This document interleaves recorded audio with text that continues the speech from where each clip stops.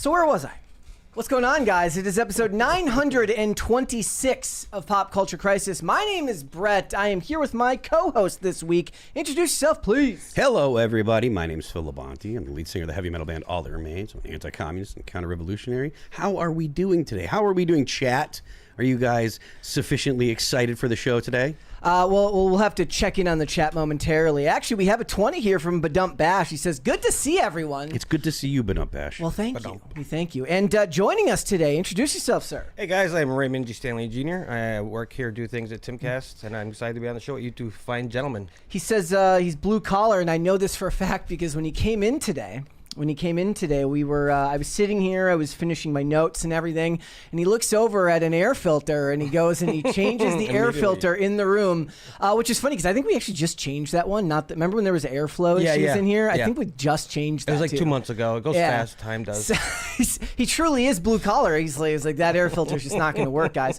I want to thank you guys all so much for joining us today. Again, I apologize for the technical issues that happened yesterday. I thought it was funny. Well, Phil thinks it's funny because it's not on him if it goes bad. But I stress tested the system today. I updated drivers. I updated all apps. And I ran a 2.5 hour stream on private today. So if something goes wrong, you know what? Then it's just bad luck. I can't imagine for any reason why it would be my fault. So you can't blame me. Hit the like button on this episode, guys, and subscribe to the channel if you are new here and you have not subscribed here yet already. Please and thank you. Some of you actually might be new here. We had a short on YouTube do really, really good numbers today. So if you are a new viewer for the show, I want to thank you guys so much for tuning in today. I hope you enjoy it, and I hope you hit the like and the subscribe button to the channel because that helps us out a bunch. Thank you so much. Also, remember that Mary will be back next week. She is out of town, and as always, if we do not get 2 crisis parties every day, she's not coming back. She said, if you guys don't get 2 crisis parties, I'm leaving. You're stuck with Brett forever. And I know for a fact, as I always say, that none of you want to be stuck with my boring ass every day watching this show. So you better help us get to 2 crisis parties and get Mary back to her job. Also, a heads up, tomorrow is the special Q&A episode of this show. Ooh. We will not be running a standard episode of Pop Culture Crisis. I put out a feeler for questions on X as well as on the community tab here on YouTube, and we asked you guys to give me some questions. You wanted answers. We have accumulated quite a few, and we're going to be looking in those tomorrow. Alex is going to sit in. She's going to help me with keeping organized with all that stuff. So I hope you guys will tune into that one. You know, barring any technical difficulties or anything going wrong today, that is the assumption, is that things will run as normal tomorrow. So what are we getting into today? There is a bunch of stuff to talk about. J.K. Rowling has heard from Emma Watson and her equivocation for her past comments about her, and she says there is no forgiveness for you, apparently, because she wrote this very, very long, scathing response to Emma Watson that, you know, what I've learned is you never want to piss off a writer, apparently, because they will find a way to take you down a peg very, very quickly. So we're going to talk about that. I also posed the question because I saw this post last week, and it's something that's come through more than a few times in just the time we've done the show, which is, do you think that The Rock, Dwayne Johnson, could ever be president of the United States? I say this because we're in constant turmoil with everything that goes on with the government. Democrats are looking for some type of leadership or somebody to step up, but I have thoughts about that. Good. That's one of the reasons why I wanted to do this topic. But he's asked pretty frequently about whether he would ever run for office. So we're going to talk about that. We're also going to talk about the sad story about this new survey where they have found that many, many Gen Z and millennial men are actually going into debt just to take women out on dates. We've got that. I also want to discuss a little bit about Trump and Ariana Grande, and I want to talk about Trump and the YouTube lawsuit that came through just yesterday, right when this show is going live. But we will have to tune in. We will stay. We'll keep on track with all that. If you guys are ready, we can just go. Are you guys ready, Philip? Let's go. Raymond, let's go. You just double check, both of you. Yes, good. Let's go. Roger. Okay.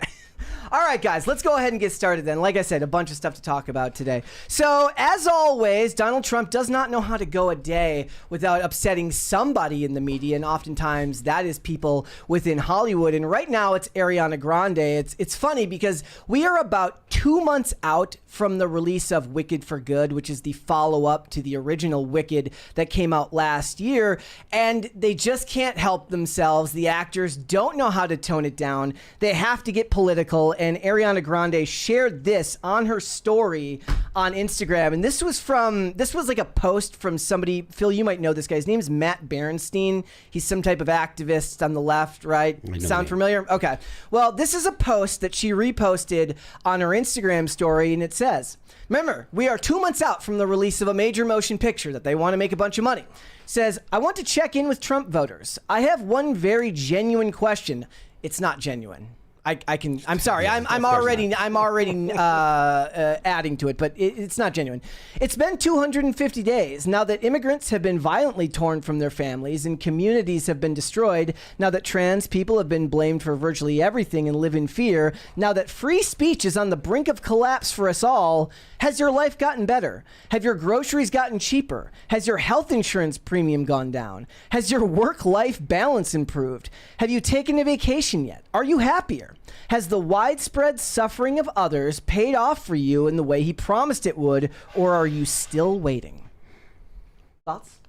I mean, I think that she should eat a sandwich, get off the Ozempic. I think, she should be more worried about her own health than trying to delve into politics. If you look at her, she looks like she's about to die. Yep. She looks very ill, and the very ill part is actually, that's descriptive. She looks like she has lost weight to the point where she looks like she's, going through chemotherapy or something. She should worry about herself and stay away from politics. Well, the thing is the White House actually responded. The deputy press secretary responded, and they actually took the time to make sure that they included Ariana Grande's song lyrics in the response. They said, "Save your tears, Ariana." Here, let me put this up on screen for you guys to read. "Save your tears, Ariana, because President Trump's actions ended Joe Biden's inflation crisis and are bringing in trillions in new investment. He even signed an executive order just like magic that paved the way for the FTC to crack down on Ticketmaster for ripping off Ariana Grande's concert-going fans. Get well soon, Ariana." So here's the thing. The first Wicked movie made $756 million at the box office. It did very well. $437 million of that was domestic and $283 of that was international. She releases this condemnation of Trump voters, and I did see people criticizing her decision to, the quote is always alienate half the country. But I think the problem here is you have to understand target audience for films like this.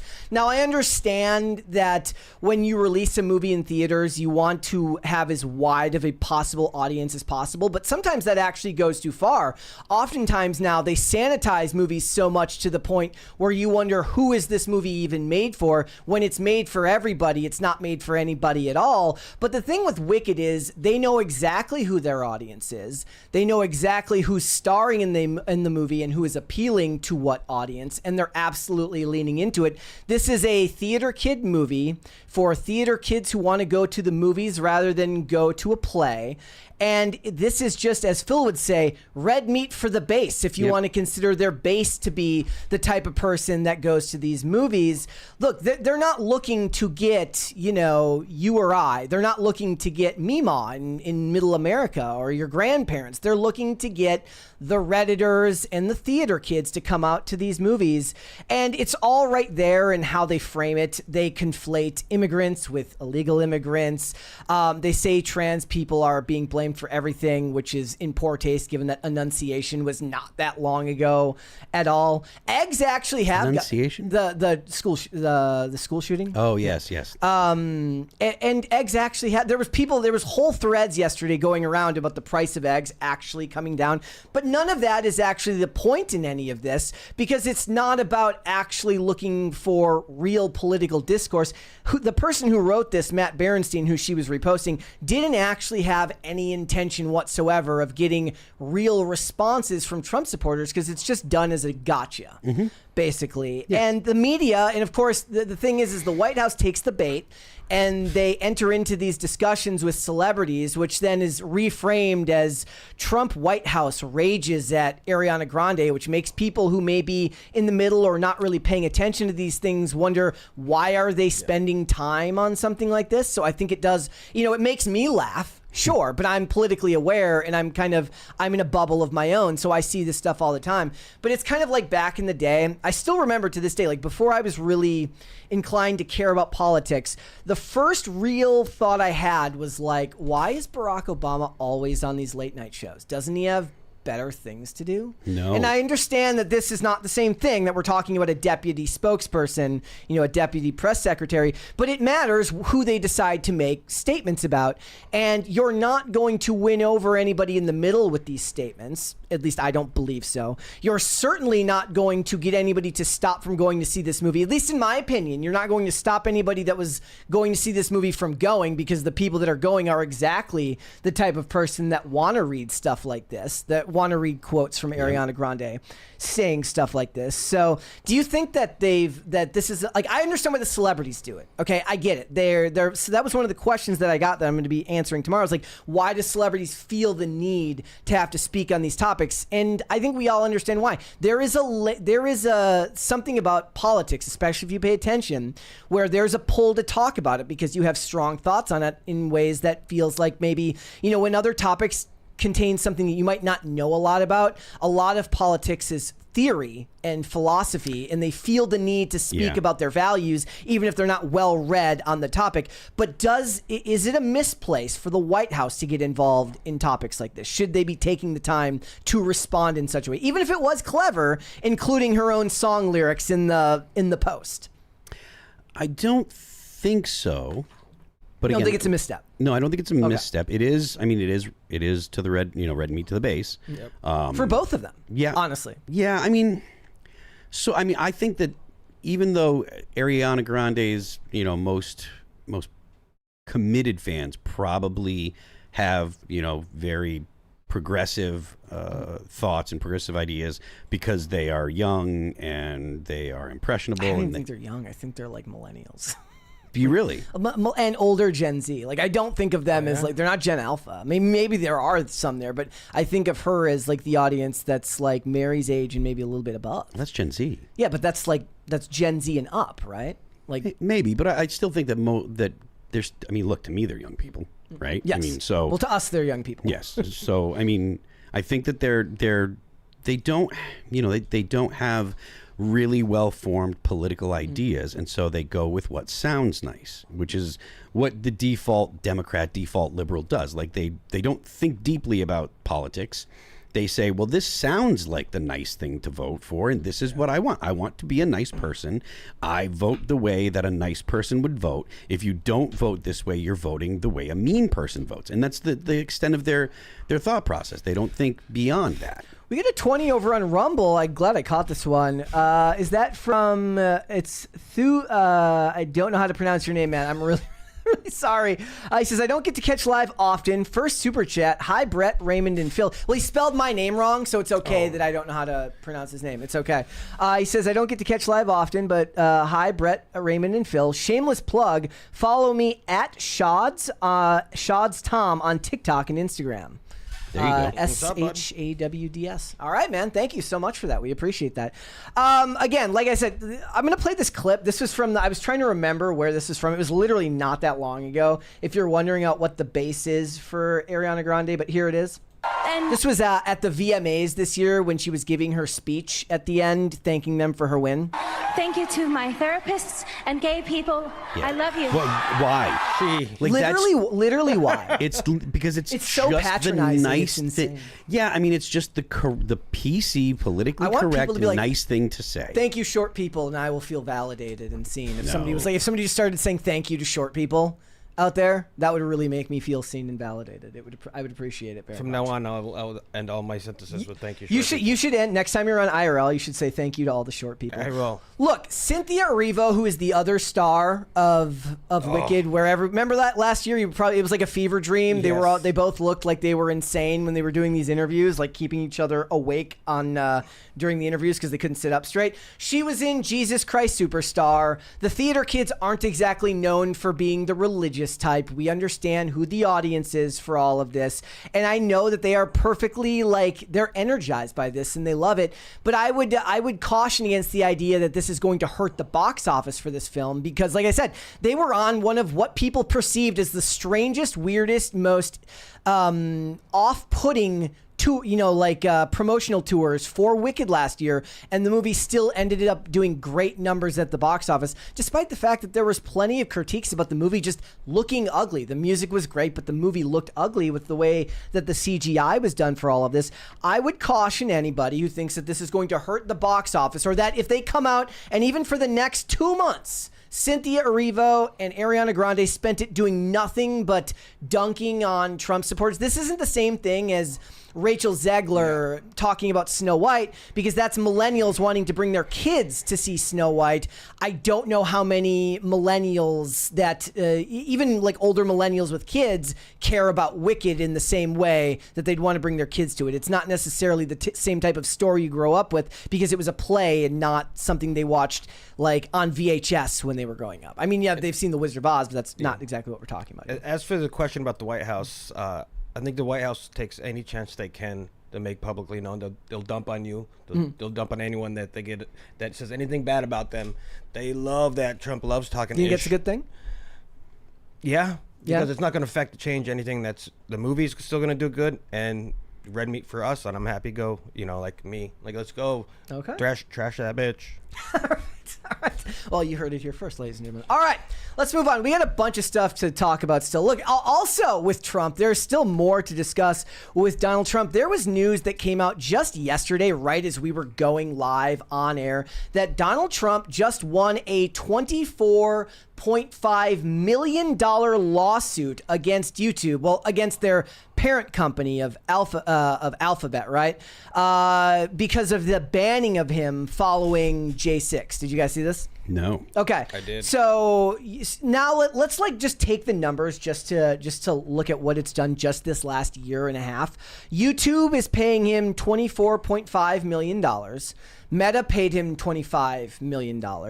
Twitter paid him $10 million. I didn't even know about that one. Did you guys know about that one? No. That one. Twitter paid him $10 million. And the ABC defamation lawsuit That I knew over about, yes. Stephanopoulos. So he donated $22 million of it to the Trust for the National Mall, which is the nonprofit that's supporting the construction of the new White House, the ballroom. Mm-hmm. Remember that literally the whole thing, the joke that was set up with Kimmel was the part where he was out there taking the questions, and they asked him, there was the helicopters, they were really loud, and they asked him how he was doing after Charlie Kirk, and he started talking about, I believe he was talking about the ballroom in that right there. So he won this lawsuit, and he donated most of it to the White House ballroom, which is, I'm assuming, the other $2.5 million, because $2.5 million was also paid out to others. I wonder what the lawyers' fees on that would be, or if that's in addition to all of this, because obviously the lawyers aren't working for free if YouTube would have to pay for the lawyers as well. But YouTube also had to pay $2.5 million to others, mainly the American Conservative Union and an author named Naomi Wolf. Are you familiar with her? Yes. Okay, do you want to... So she was a feminist author, and she was speaking out a lot about COVID policies. Yes. Okay, you'd heard about this? Yes. So she was apparently tied to the same lawsuit that Trump was in after being banned on Twitter in 2021. And I saw people posting about this topic, and they were asking, or they were saying, look, I'm not sick of winning yet.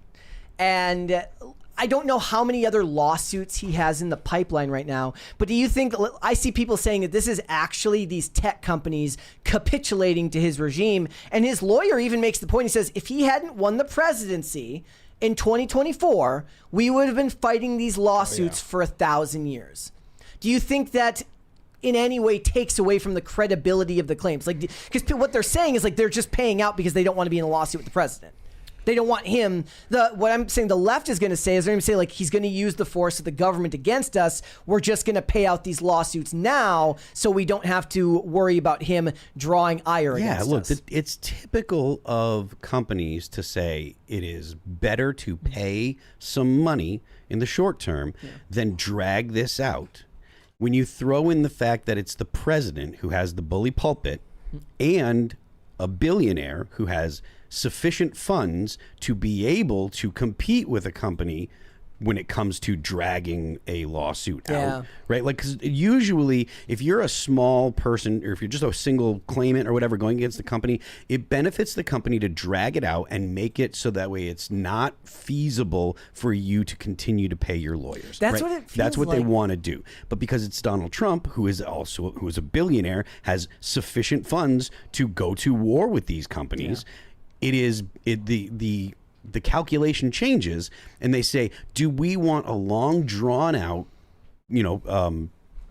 litigation with the president of the United States, who has no problem getting on the internet and just raking us over the coals? Whether it's true or not, there's going to be a slew of Americans that are going to just side with him because he's Donald Trump. And it's probably better to just pay the bill, pay whatever the settlement is. It's better to settle and get out of this lawsuit. Whether or not they would win isn't the point.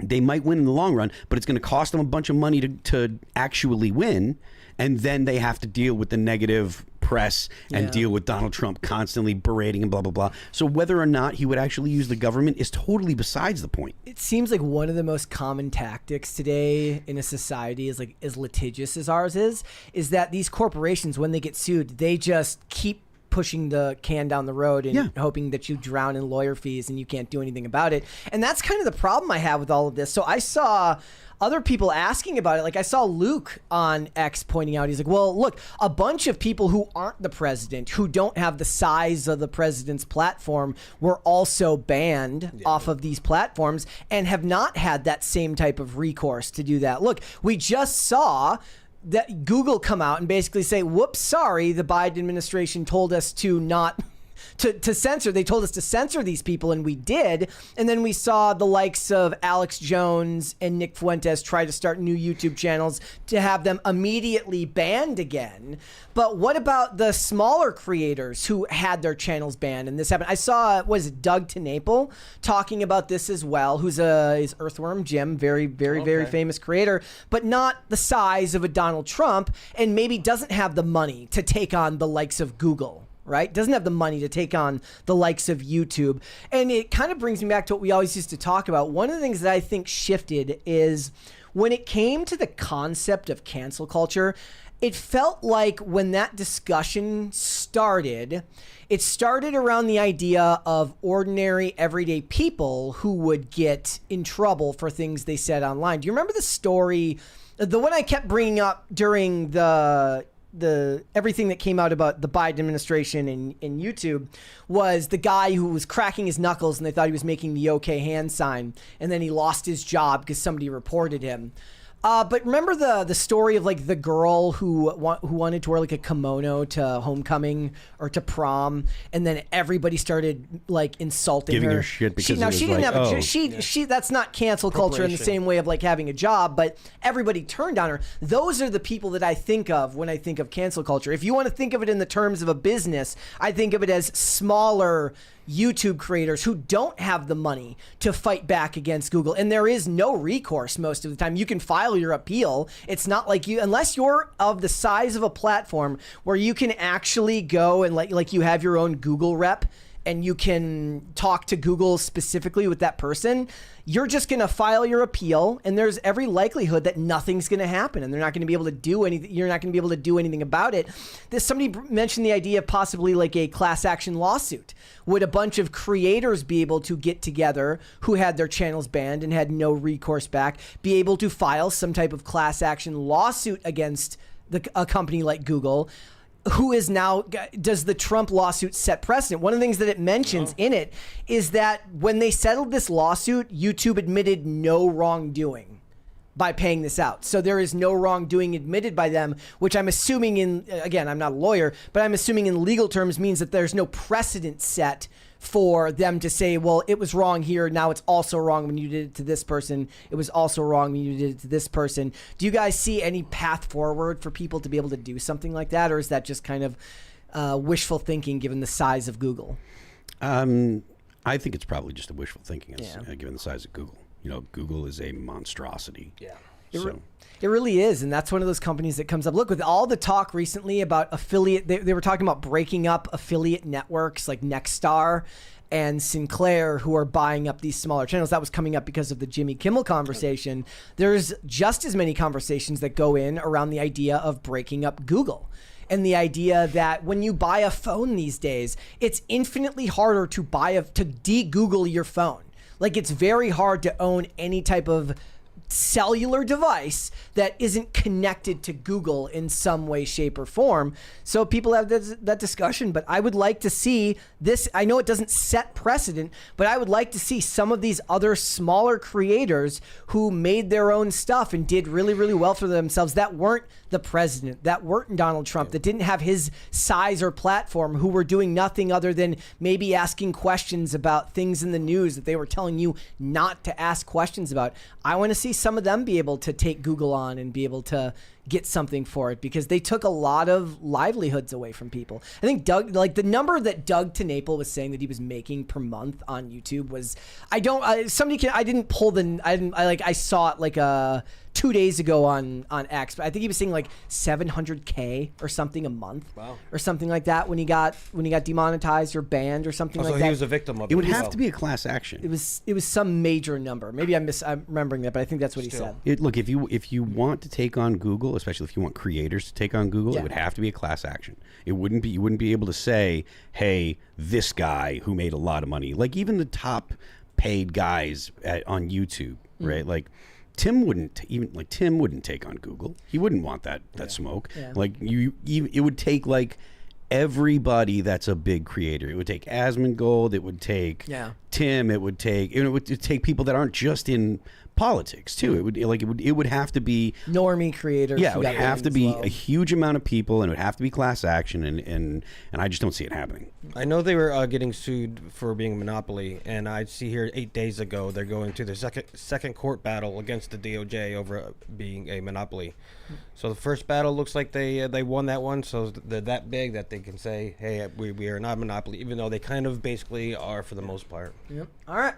All right, that discussion's depressing. It really is. It is, like, especially like if you create in the space and you realize that, like, yes, you've got Rumble, and we are on Rumble as well. We are over there right now. But for a lot of creators, like, one of the long discussions that I'll always see on X is like, I saw, like, who was it? Like, somebody sent Anna, that Star Wars girl, like a message on something. She says like, I'd watch you more if you were on Rumble. She's like, I've been on Rumble for like 3 years, which kind of illustrates the problem. Look, people are very, very consistently unaware of things that go on. Like people, so if you hear a creator constantly promoting stuff, like every day you say, smash the like button, smash the like button. Yeah. There are people in the chat or that'll say, oh, that's all they ever say, blah, blah, blah, every time, blah, blah, blah. People used to get on Jeremy from The Quartering because he was constantly promoting his coffee, constantly promoting. But even with that, there are still tons of people, I'm sure, that he interacts with that say, oh, you have a coffee company? Yeah, no, you have to do it. Like, you know, like people, like we put out a record last year or earlier this year, and people are like, you know, when's the last time you put music out? A couple months ago. Yeah, you do that promotion not for the people that watch you every day, but for the people that watch you incrementally. Yeah. Like, and then it is like you have to then get comfortable with yourself to keep doing it. Yeah. Otherwise, you end up falling behind in your own like issues with your like self-esteem will prevent you from like, oh, I don't want to shout it out too much. I don't want to seem like there's a 20 from Andy Bobandy. Hey, Bert, Grunt, and Screamy Man. That's you, Screamy Man. What are the odds this YouTube reversal sparks Twitch, Kick, and other streaming platforms to hold their creators to account? Ooh. Get on board and make folks like Hassan and Steven examples. I think it's zero. Yeah, especially it seems like Twitch is not going to do that. I mean, look, if being dragged in front of Congress doesn't get Twitch to do anything about their creators or make a change in policy, I think the only thing that would be actually getting Bezos involved, and I don't think Bezos cares. Is the ultimate hack when you have to go in front of Congress to be like, I don't recall? That seems like what they always do, right? Yeah. Like, oh yeah, I don't recall. It's the safest thing because they can't prove that you're not lying or that you're lying. You know, and look, people will laugh, but if you don't have a good answer, I don't recall is the best answer you can give. Because if you say something the wrong way, you're under oath. And you're going to have lawyers poring over the transcripts. If you, especially if there's a motivated congressperson looking to get you, it is much safer to say, I don't recall. I just don't remember. I'm not clear if I said that or what I said or how I said it, because they're going to look for you to have said something that puts yourself in an actionable position. So I know that as people outside looking in, we're like, well, that doesn't answer anything, and I want them to actually answer and blah blah blah blah blah. But it's very dangerous to answer questions unless you really exactly know what you're saying, even if you're innocent of any doing anything wrong. That's the exact reason why lawyers tell you never talk to the police unless your lawyer's present, because if you say something, they're going to use it against you if they can. Yep. So kick to your question there, Andy Bobandy. Kick loves nuisance streamers. So Kick is never going to change anything. They make a lot of their money from guys going around the country, going around the world, causing problems and starting shit. Isn't Johnny Somali still on trial though? He's in jail. He's still in jail. Yeah, is he in jail? I think he's in jail, and he's going to stay in jail for a long time. I feel like the nuisance streamers are maybe that is the true downfall of society. I hate. As much as I get it, it's a meme, hating the white guys with podcasts, and I get it. As a white guy with a podcast. I can be self-effusive. But the point is, there's we also covered that story a couple years ago about the guy who was just he just was walking up and bothering the guy in the mall, and then he got shot. Shot in the stomach. And then went to in the hospital. He's like, I'm never gonna stop streaming, and I'm like, bro, you gotta be kidding me. All right, we got a bunch of other stuff to get into today. Let's talk about attention spans, or at least let's talk about Gen Z's attention span. I suppose it would be Gen Z and Gen Alpha. There was this post last week from director Denis Villeneuve. He's the guy who directed Sicario, which is one of my favorite movies of all time. He's also going to be directing the upcoming Dune Part 3. He's also going to be directing the next James Bond movie. And they were asking him questions about attention spans and the youth. And he had a quote. He said, Oppenheimer is a 3-hour R-rated film about nuclear physics that is mostly talking, but the public was young. That was by far the movie of the year for my kids. There is a trend. The youth love to watch long movies because if they pay, they want to see something substantial. They are craving meaningful content. Now, the reason I saved this, and I wanted to draw a comparison with something else, was the next day, or maybe even the same day, there was this article from Reese Witherspoon who was talking about the looming artificial intelligence basically looming over Hollywood, and talking about how the shifting attention spans of young kids is going to force Hollywood to drastically change their business model. And I don't know if that necessarily just means short form content. That's never going to be all they make. But I was interested in this because from what I saw, he's actually right. Denis Villeneuve, I was kind of wondering if he was maybe in his own bubble, and he's like a Hollywood director. Maybe he doesn't understand necessarily who was going, just because your kids wanted to go see it. Yeah. You're a famous director. I'm sure you've instilled some level of, love for the craft into your kids. Apparently, 60% of the audience was between 18 to 34, 37% of those under the age of 35, and men made up 70% of the audience. So I thought maybe this could be a gendered thing, that men are just the ones that want to go out to the movies. But Barbie wasn't short. It wasn't an hour and 30 minutes. And 74% of that audience, which was, of course, mostly women, was under the age of 29, 46% under the age of 22. So I think what it means, actually, is that, look, you can get young people to come out to the theaters. I don't know if necessarily it matters if the movie is, an hour and a half is still long for a young person these days. Getting me to sit still for, I have to go to theaters, because when I watch things at home, I cannot sit still most of the time, or I find myself going and scrolling on my phone. I'm 39. My brain is already cooked from years of using my phone, right? Nothing I can do about it, on top of the fact that, you know, it was like 20 years of being on ADHD medication that I eventually had to get off of because when I got sober. Like, my attention span is not what it used to be. But when I go to the theater, I find that to be a really, really rewarding experience. But I don't know if I buy that making longer movies is actually a precedent that they want to set for kids. I think instead what you have to do is actually make movies that kids want to see. Christopher Nolan is like an exception. Just like Denis Villeneuve is an exception talent-wise, Christopher Nolan is an exception because he doesn't represent the average director. He's the type of person who has enough stature in the industry that he has his own fan base called the Nolan Bros. Oh, yeah? Like, separate from just his movies, or people that they don't just go to see Batman. They went because he was the one making the movies. But like, kids these days, if we're talking about younger Gen Z and then going into Gen Alpha, they're going to need movies that are actually based on franchises they want to see. And that happened this year when Minecraft came out, and it became the #1 movie of the year this year. Demon Slayer, which did really, really good at the box office, profiled heavily with young, like men under the age of 25. So look, comic book movies are out. It's a product of millennial nostalgia.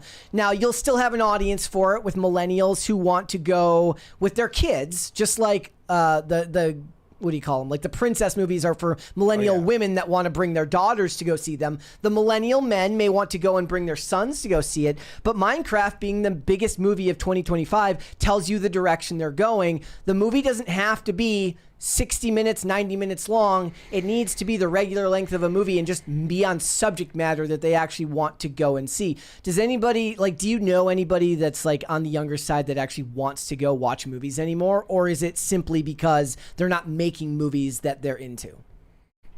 I think I don't know many young 20-year-olds that type of age folks, so I couldn't answer that question. I know, but it would be nice if movies are longer because folks love to binge TV shows. Yeah, that is an interesting point, right? Yeah. It's like they won't watch a 2.5-hour movie, but they'll watch 4 episodes of a 60-minute show. I deal with this with my girlfriend all the time. Like, I'll be like, "Oh, I want you to watch this movie," and she's like, "How long is it?" And I'm like, 2.5 hours, and she's like, "Ugh." Yeah. And listen, I'm not dogging my girlfriend. She's literally the best person in the world, but like, there are times where I'm just like, "Hey, let's watch this movie."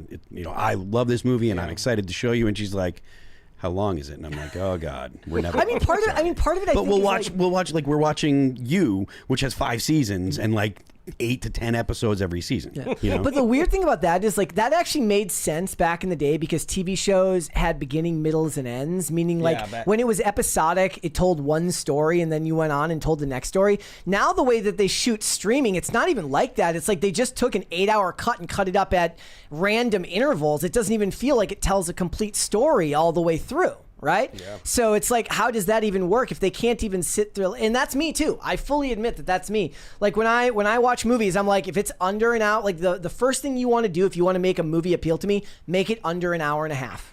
Like, make it under an hour and 45 minutes. If you can get me an hour and 45 minutes, that is the best thing ever for me. If it's under 2 hours, it's still really, really good. Once you start getting into 2 hours and 30 minutes, like, everyone's like, you should go see, what is it? One Bad Thing After Another. The new Leonardo DiCaprio movie that they say glorifies leftist violence. And I'm like, look, it's a Paul Thomas Anderson movie. Fine. I'm not sitting through almost 3 hours. Is that how long it is? It's like 3 hours long. I'm like, I'm not doing that. I don't hate long movies. Like, I loved Oppenheimer. The only complaint I had about Oppenheimer is I thought that when they actually did show the nuclear explosion, it was underwhelming. It was underwhelming because it looked like regular fire, right? Like, a nuclear explosion looks different to like a gasoline explosion. I was like, this looks like it's just fire. This is a bummer. But everything else was great. I even I really, really enjoyed it. Like, I like historically based, fiction and stuff like that. So that's kind of in my wheelhouse anyways. But, I don't have a problem with long It was long, and this thing. But what I meant to say was, like, when it's in the theaters, I can tolerate a long movie more than I can if it's at home, right? So both of the last two Mission Impossible movies have been very long. They were like 2 hours and 40 minutes, 2 hours and 45 minutes. I liked both of them. Of course, I kept missing important parts because I have to go to the bathroom. Every single time they should bring back intermissions. I was just going to say that. Yeah. That'd be good. But Oppenheimer was amazing, and it was great in theaters. Here's the thing. I'm not going to watch it at home.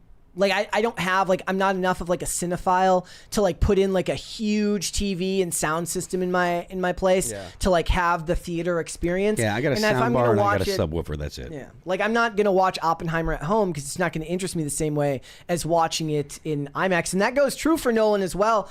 Like, he's got The Odyssey coming out next year, and the pre-sales have already sold out. A year. Really? They sold out for the IMAX 70mm screenings in July. When they released them. And there's been all sorts, like, that's the movie where it's already getting pushed back because it's got Elliot Page in it. What? I wasn't in the trailer or in What the is teaser. Elliot Page playing? I don't know. Is there a troll in the Odyssey? Maybe. Yeah. I mean, that'd be a very, very tiny troll, but yes. He's definitely not playing like some big gladiator. What I would like to see Hollywood do, if I was to That give would them be a... hilarious if they like CGI'd Elliot Page's face on like The Rock's body. I mean, The Rock, have you seen the image? We're going to talk about later. Have you seen images of The Rock lately? He lost like a bunch of We'll get into that. He's still in better shape than most people, but than I'll ever be. But the other thing is, like, I would like to see Hollywood, if they want to start appealing to Gen Z, like, if they want to get the likes of Denis Villeneuve in lieu of making James Bond, which Gen Z doesn't care about James Bond. I'm guessing they just don't, and Gen Alpha certainly doesn't. Like, if you want to get people interested on the social media side in content, one thing that I would like to see, and I think that it would appeal just as much to younger kids because they like short form content, is I would like to see, and they'll never do this because of the strict rules around closed set and the way that movies are made, I would like to see them find the most charismatic of the under the line workers, meaning the ones who actually do all of the set work. Now, that's the stuff that all historically goes onto your bonus features and your DVDs, and they do put that all onto like the YouTube channels for like Universal or Disney and stuff like that, and like show them solving problems that happen, because there's all sorts of banal, it only came to my mind because yesterday we were having tech issues here. I'm like, what is it like when you're trying to shoot some really important scene and you're having lighting issues and you're having tech issues, cable issues, anything like that? This stuff does happen on set. They don't run streamlined perfect all the time. That's why it takes so long to set up and take stuff down, and to have somebody work, whose job it is to work on that stuff, make short form content for them. But they would never want to do that because when they're making big budget movies, it's a closely guarded secret and they don't want stuff leaking and stuff like that. But it's a way that could appeal to Gen Z. But I'm telling you right now, more Minecraft. Make that Fortnite movie that they keep talking about making. I think Disney got the rights to the Fortnite movie, or one of the studios did, and more properties, not live action, but more like long form manga films released in studios. If you want to get interest from Gen Z and younger, is the only way that's going to happen. Otherwise, I don't think they care. Yeah, Demon Slayer made 118 million. It just in America, and it only been out for 18 days. Yep. Worldwide, they're like 418. Yep. That's pretty awesome there. Yep. All right. We got a bunch of other stuff to talk. Okay, actually, I was going to ask cringe or cute, but Phil always says cringe first. Yes. Cringe first. Always cringe first. So that way the cute is this is the palate cleanser. And the thing is Phil did see the cringe yesterday because I saw him repost it, but I have to post it because if I have to watch this, then everybody else has to watch this as well. Here it is, guys. It says, just married, and he officially took my last name. Did you do it? Did you do it? Did you do it? Yes, did you do it? I am officially Mr. Mueller. Hey! Hey! Hey! Hey! Hey! Hey! Super cringe. Yeah. And they're dancing about it. Hey! That's just sad. Hyphenation is also a sign of resistance, but I don't know what the hell you call taking the girl's last name. No, taking her father's name. Technically, yes, taking her father's dad's name. last name. That was what all the comments said as well. Yeah. We're the Muellers. It's like the movie We're the Millers. We're the Muellers. That's the most millennial thing I've ever heard. We're the Muellers, like the movie. Like the Oh boy. Millers. Okay. It is cringy. It is stupid. I just didn't want to give them the same level of cringe as yesterday, and this one just hits particularly close to home because I just got married. It's cringy. It's very cringy. Brett's got a new last name, by the way. If you guys. No. I He's would not making be a able video to do dancing? that. That was not me. The thing is, Olivia was very excited to change her last name. So I was like, yeah, I'm not getting married to somebody who's hyphenating. Before you get married, you should know that, your significant other is like, it shouldn't be a question. Like, if I were dating a girl, like, and she was like, yeah, how about you take my name? I'd be like, we should break up. Like because obviously we're the not reddest on the of same flags. page. Yeah, like we're obviously not on the same page. Like a big part of the reason why like I was single for so long before I started dating Sarah is because I was looking for a specific type of person. Like I wasn't just looking for a place to to be like, oh well, she's good enough. Like I was looking for a very specific person that shared my beliefs, that was looking for the same kind of, that shared my values, that was in the same kind of life. So like the idea that this guy, I feel like this guy just does not have a fully formed sense of himself. And look, maybe he does, and I could be totally wrong, but I imagine he doesn't have a fully formed sense of himself, and that is just a red flag to be getting married in the first place at all. Not to this girl or any other girl. If you don't have a fully formed sense of yourself and have things that you like and goals of your own, it is more likely that the woman will not actually stay attracted to you. It's possible. I mean, there's an exception to every rule, but most women like to style their life with the man, and they like men that have things going on. They like men that have their own view of the world, that have their own goals, that are goal oriented. They like men that are manly men, and that is not a manly man thing when you're just like, oh, I'll just take your name, honey. That doesn't show that you have any kind of self-confidence, any kind of self-respect. So one of the things that I noticed television shows doing for like the last 10 years, it's predictive programming 100%, but they were showing characters where the woman would propose to the man and trying to get like society to be like, that's cool. I get the social programming that they try to do. One of the things that I think is funniest is I think that what Hollywood failed, like I had a hard time figuring out how to put this into words. Everybody talks about how nobody ever had a problem with diversity in movies, and nobody ever had a problem with female action stars back in the day, right? And I was trying to think of a way to put it into words as to why things are so annoying now. And what I've realized is back in the day, they showed you, like, if you wanted a character that was supportive of causes like equal rights for women, or even just having a female boss, perhaps, you showed characters that you already thought were cool, generally being cool with whatever it is you were trying to show. The difference is now they show you the person that's the opposite. That's the caricature of the person that hates that.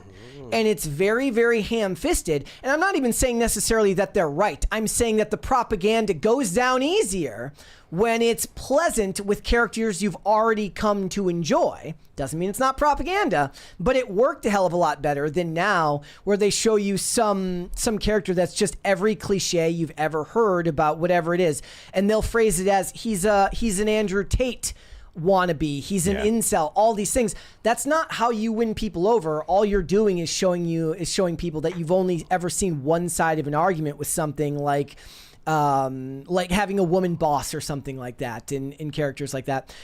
The best thing to do is to show characters that people like and actually show them being a normal person. And that worked for them for decades, and they don't know how to do that anymore. They're very stupid.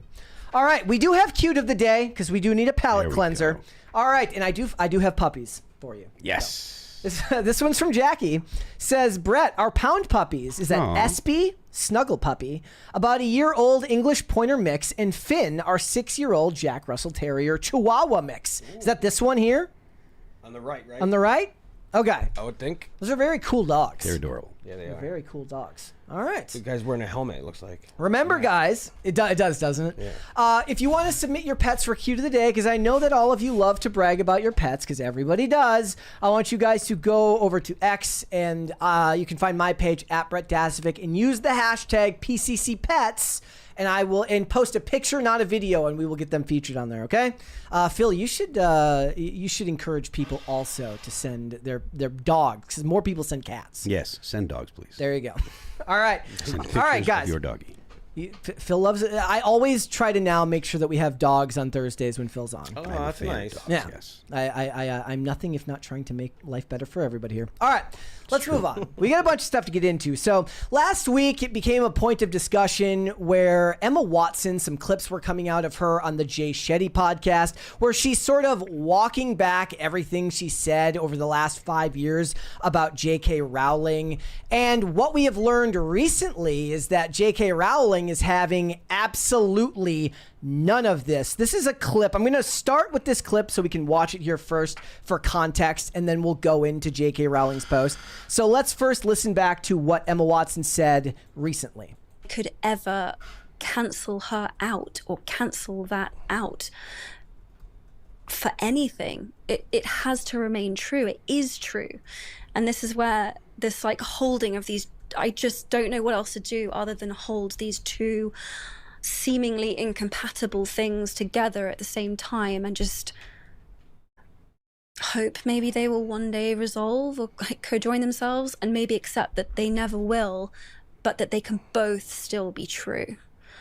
And I can love her, I can know she loved me, I can be grateful to her, I can know the things that she said are true, and there can be this whole other thing. And my job feels like to just hold all of it.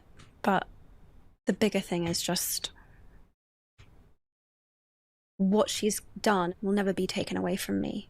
Could ever. So it's a lot of word salad, as they always do when they're trying to not anger somebody, but then also walk back everything that they've said before. And then what we got from J.K. Rowling was this beast of a post. If you guys saw this, I'm going to read some of it. I'm not the greatest reader, as you know, but she's very eloquent with her language. So, the first thing I thought of was that Emma spoke out in support of trans rights in 2020, as was very, very common at that time, along with Daniel Radcliffe, who's very, very big. Do you guys know what the Trevor Project is? Yes. Okay, so he's a very, very big spokesperson for the Trevor Project. Even Rupert Grint, who played Ron Weasley, spoke up as well. But she seems to call out Daniel Radcliffe, J.K. Rowling seems to call out Emma Watson and Daniel Radcliffe more, because they speak about it more than Rupert Grint. And let's face it, they're kind of more the face of the franchise that she created more than Rupert Grint is. But it was more about her 2022 BAFTA speech, where she ended it with, "I'm here for all the witches bar one," which didn't need to be in there at all. You could have just left it out, but nobody in Hollywood knows how to stay quiet when somebody says they need to speak up on a social issue. And what's worse is that after this happened, what she reveals is that Emma Watson had a handwritten note passed to J.K. Rowling. She points out, she has my phone number. She could have texted me, she could have called me, had a handwritten note sent to J.K. Rowling that said, "I'm sorry for what you're going through." And we were going to cover this story this week about Glenn Powell at some Hollywood event where some actor that he described of as canceled wanted to take a picture with him. And he's like, like your work, but no. And a lot of people were calling that two-faced, and in a lot of ways it is. But in an industry that's all about perception, they take how they're perceived by others and who they're photographed with very seriously. For instance, to this day, whenever Jason Momoa comes down on the wrong side of anything, they post that picture of him with Mel Gibson and Peter Dinklage, I think it is. And they're like, "What are you doing taking pictures with an anti-Semite? Who you take a picture with will follow you in the industry." So it does matter. But for Emma Watson, it's a little bit different. Emma Watson, in many ways, owes her not in many ways, in all ways, owes the entirety of her career to the woman who she so callously decided to speak out against while she was getting death threats at their highest volume, where people were their most vitriolic against her. And in this long post, we'll go through some of it. I'm going to put it up on screen here. So we're going to watch this clip first of this woman who's talking about it. This is what J.K. Rowling was responded to. This is from a woman who was giving us, like, she was giving an interview like on GB News. And I think that this lady, she wrote a book on gender ideology and like taking down gender ideology in Europe or in the UK. So let's go ahead and listen to this clip quick. I like to think so. And I think there are some other positive signs too that things are shifting. When you see the media starting to say trans women are men, then I think we really are winning. But Emma Watson was careful, wasn't she, not to go too far. I think what she's going to find now is you can't sit on the fence. She was a real cheerleader for Mermaids, the charity, and for transitioning children and for people knowing who they are. There's also kind of there's that clip of her at the BAFTAs, and it was just kind of like a really snidey, there's that bit where she says, I'm here for all the witch, like, but one. Or what, yeah, it was just nasty. Yeah. Right when J.K. Rowling was getting a lot of rape threats, death threats. So whether she is trying to row back from that full-hearted support for transitioning children, or whether she's just trying to get back in with J.K. Rowling in the hope of work, who knows. Richard Dawkins is an interesting case because, you know, I'm sure when he wrote The God Delusion, he thought that was quite out there. It turns out that saying men can't become women is even more out there, and who would have thought that? But he is someone whose career is so established that he's not at any risk. The real win is when ordinary people can say those things. And that's the number one thing I think people point out is, like, it doesn't matter if regular people feel unsafe talking about these issues most of the time. But let's get back to what she actually said about this. Put it up on screen here. She says, Emma Watson and her co-stars have every right to embrace gender ideology. Such beliefs are legally protected, and I wouldn't want to see any of them threatened with loss of work or violence or death because of them. She says she's not owed eternal agreement from any actor who once played a character she created. That idea is as ludicrous as me checking in on the boss I had when I was 21 for what opinions I should hold these days. I actually don't think that that's a fair comparison because you're more connected to these actors than you would be to like some boss you had when you were 21, right? That you don't work for that company anymore, but your face is still very much one of the focal points of this brand that she's created around Harry Potter. She says, when you've known people since they were 10 years old, it's hard to shake a certain protectiveness. Until quite recently, I hadn't imagined to throw off the memory of children who needed to be gently coaxed through their dialogue in a big scary film studio. For the past few years, I've repeatedly declined invitations from journalists to comment on Emma specifically, most notably on the witch trials of J.K. Rowling. Ironically, I told the producers that I didn't want her to be hounded as the result of anything I did. So she showed a certain level of understanding of her surrounding and that her words have meaning far more than somebody like Emma Watson, who owes far more of her career to J.K. Rowling than J.K. Rowling does to her performance. You could make the argument that you could have dropped any number of young actors in there that could have grown to give a performance that could have helped bring those stories to life. And the books were already unbelievably successful. Yeah. She says, here we go. Put it back on screen. Like other people who have never experienced adult life uncushioned by wealth and fame, Emma has so little experience of real life, she's ignorant of how ignorant she is. She'll never need a homeless shelter. She's never going to need to be placed on a mixed sex public hospital ward. I'd be astounded if she's been in a high street changing room since childhood. Her public bathroom is single occupancy and comes with a security guard standing guard outside the door. She had to strip off a newly minted sex changing room at a council. Council-run swimming pool? Is she ever likely to need a state-run rape crisis center that refuses to guarantee an all-female service? To find herself sharing a prison cell with a male rapist who's identified to end up in a woman's prison? So those are all very reasonable questions that she's asking. And I think the point she's saying is that she doesn't know how little she knows. And you could say that sometimes you're not even responsible. So you're never, have you ever seen the meme where it's like, what I know I don't know, what I don't know I don't know. Yeah. Like, and it's like the universe, it's like the planet, the universe, and then the solar system, whatever. Solar system, universe. Yes, whatever. All that stuff.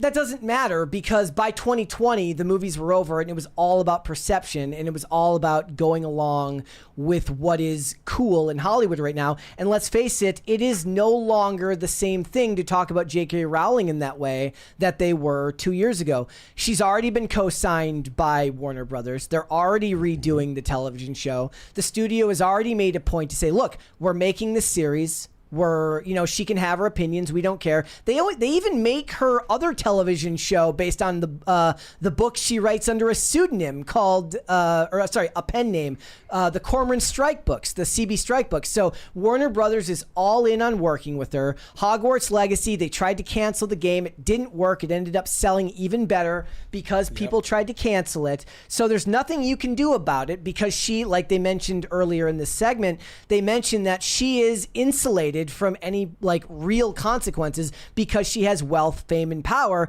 But the industry itself is starting to shift and people are trying to walk back things they said 5 years ago and pretend like, oh, no, we can agree to disagree. And what I noticed is that she basically just used a bunch of word salad to explain what we've known our whole lives, which is that you can disagree with a person on a couple of things and still be part of their life. Mm-hmm. But because of the public perception of what they do, they have to find this. And there was a word for it. We did something about it last week in Mary Heard.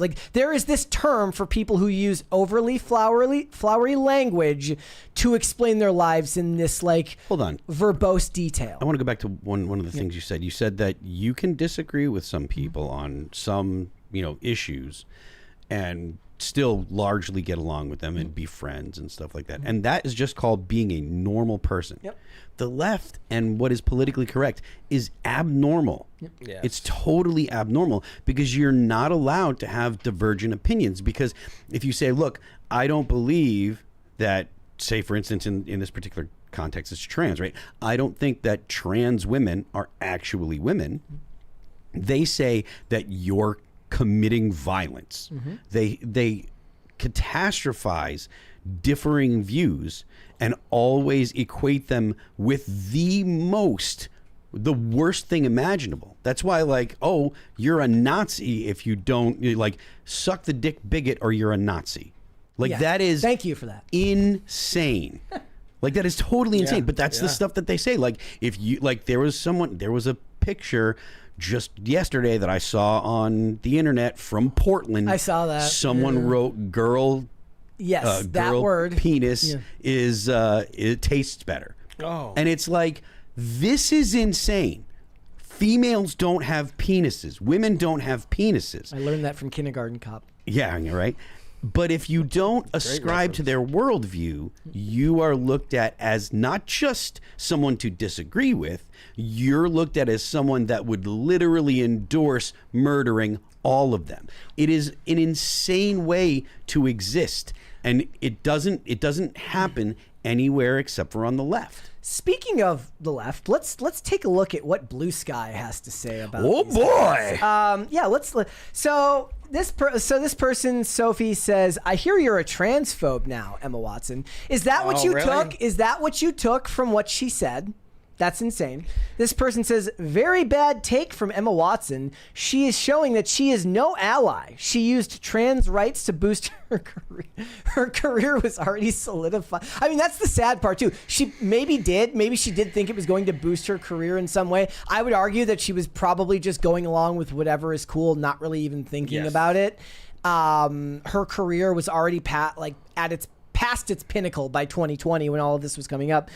She says, now she's abandoning us when we need her. She needs to apologize or face consequences. Yeah, exactly. You apologize for saying the wrong thing or face consequences. And there is a whole spectrum of what consequences actually mean. Some people will say, oh, it means... it means they shouldn't get a job. Some people think that it means that they should be subjected to violence. Some people, the most extreme, mean that they should be they should be murdered. And that was made clear with the whole Charlie Kirk thing just a few weeks ago. These people are absolutely insane. Yep. Okay, so some more. This person says it's a pity Emma Watson decided to equivocate about fascism. Oh well, at least we've still got Daniel Radcliffe. This person says it is only when those beliefs are no longer repressed that you hear the truth of what women really are. That is why Emma Watson disappointment here comes as absolutely no surprise at all. It is expected. Wait, from what women really are? So that person's trashing women in yes, general, I'm guessing basically? that there's some hatred there. Okay. Well, Emma Watson can F right off. Bigotry and Christo-fascist, anti-science viewpoints are not opinions or disagreements. It's just bigotry and willful ignorance and extremely dangerous to the safety of minorities. I need to say this. The concept of man and woman, the way that people on the left use it, Christo-fascism. The way that they use it is not science, it is sociology. That is not a hard science. And this person is implying that it is some kind of hard science. The hard science is biology, it is male and female, not man and woman. Concepts of man and woman are social constructs, that is sociology. Male and female are hard science biology. But they don't care about actually what is truth or actually what is real. They only care about what satisfies their emotional state. Really.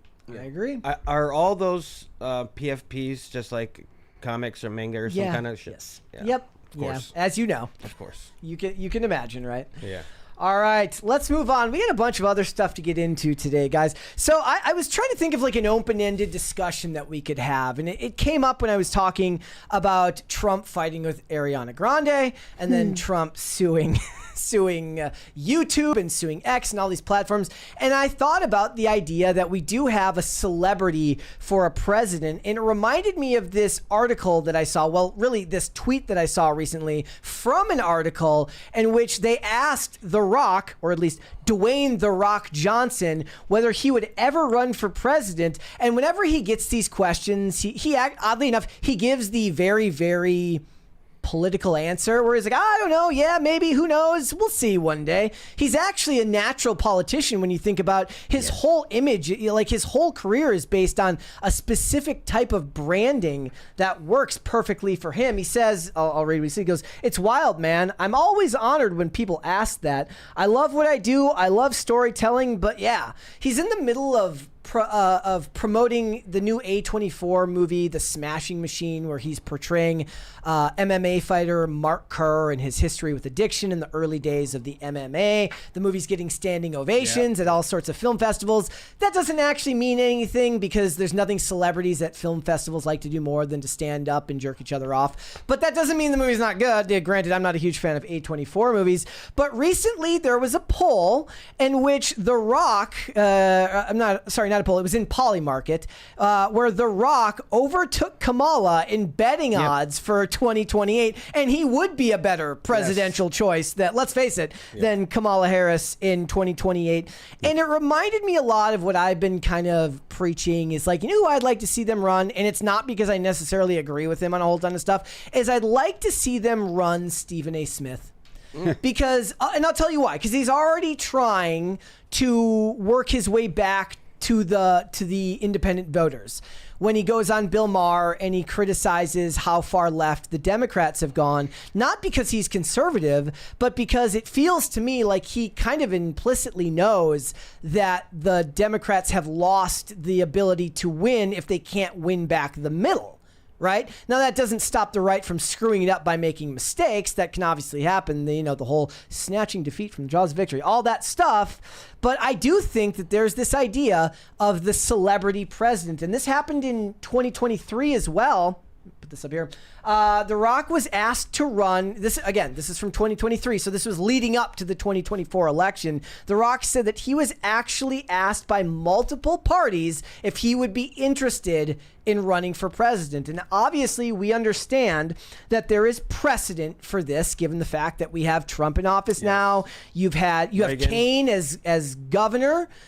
Is he mayor? No, I'm sorry. He's mayor of Knoxville, That's right. of Knoxville, Tennessee. You've had Ronald Reagan as president, Jesse Ventura in my home state of Minnesota. There is precedent to be set there for political office to be held by celebrities. Do you guys think that we are going, because the big thing I want to ask is this, do you think that we will see more celebrity politicians at the presidential level, and will it come from Democrats or Republicans? I imagine that there will be more. I think that Donald Trump kind of broke that glass ceiling. As for The Rock... Wait, well, wouldn't it have been Reagan that technically broke that glass ceiling? Well, I mean... In a different way. I get what you mean. It's like in a different way. So, I mean, it depends on what you mean. So Donald Trump is the first kind of pop culture president, I think. But there is a strong argument to be made that Barack Obama became the pop culture president. He wasn't a celebrity beforehand, but he was doing Slow Jam the News. He was doing all of the things that he could to be a pop culture personality as well as being the president. I mean, maybe someone would say it was Bill Clinton when he went and played saxophone. I was just going to say the saxophone. I don't think it's Ronald Reagan, because he made the transition from being an actor to being the president. He didn't actually behave like an actor or a pop culture person once he became the president. And he was the governor too. He made the transition from acting to politics, and he didn't really mix the two. He took it seriously, and he didn't try to blur the lines. Yeah, and with Bill Clinton, I imagine you would say, well, look, he was trying to get elected, but he wasn't going on game shows or anything once he was elected. And so that's a reasonable argument too. Barack Obama, he wanted to be a pop culture personality. That's why he did things like that's why he went on the TV shows that he did. I was just saying earlier, I was like, literally, that was my first thought that I ever had about politics. When I was like in adulthood, was like, why is this guy on so many isn't there stuff to do? Yeah, he wanted to be that guy. So as much as people will say that Donald Trump was the guy, I do honestly think that it was actually Barack Obama that was the guy that kind of broke that. And then as for whether or not there will be more in the future, yes, of course there will be. And as for if it's The Rock, I think if The Rock is above 250, yes. The Rock below 250, no. So if he looks scrawny and weird because you've seen him for so long as a large guy. If he looks too skinny, he's going to look sickly, and I think that people will actually be like, ooh, I don't know. Yeah. I made the comment like last week, I don't remember what I think it was on an episode you were on, Phil, about how it's true, like you have to be handsome to be the president. Yeah, we have to be handsome and tall. But you have to be. A lot of people are. Well, you have to be tall, not necessarily handsome. And people are pointing out like, I don't remember who it was there. I was saying we're not going to have a fat. I think I was insulting. I was critiquing J.D. Vance. I said if he wants to run for office, he's going to have to drop about 50 pounds. I don't know about 50, but he could probably drop 25 and be okay. Yeah. I don't think that he's too portly, but I do think that if he dropped about 25 pounds, he'd have a better chance. Yeah. He doesn't actually look like that meme. Yeah. People want to vote for someone attractive. Whatever your opinion about That's why Gavin Newsom is still a threat. Yeah. Son of a gun. Whatever your opinion about Barack Obama, he was a good-looking guy, had a great smile, very charismatic. Yeah. Same thing with when Bill Clinton was running and Bill Clinton was in office. He was extremely charismatic, and you talk to anybody that met him, and they said when he talked to you, he made you feel like there was no one else that existed. So Ian should run for president, is what you're saying. Maybe. Ian. Ian has that. No, he should not. Crossland. Yeah, no, he should not. Ian has that. The first time I ever talked to Ian, I was like, so this is what actual human conversation's supposed to be like. and that aspect. I never had a human being pay that close attention. My parents didn't pay that close attention to me when I was younger. Ian is very good at interacting with people, and I do think that Ian has thought about that in the past. The questions that he asks people, right? He doesn't know anything about someone, and they sit down and he's like, "So what you been getting into?" Right? He's not asking. He doesn't know anything about them. Like he doesn't do any kind of like reading on guests, but he knows how to relate with people and without sounding like he was like without making stepping on putting his foot in his mouth or whatever. He's really good at that. The question is like you also have to be like this is only really if you're politically aware. You have to be careful. So like one thing is if they're too good. So I remember when Larry Elder came back to Timcast. And I met him the first time in passing down in the green room, shook his hand. I said, I've been listening to your stuff for a long time. He goes, oh, thank you. Went up, did IRL, whatever. Didn't speak to him the rest of the night, didn't see him after the show.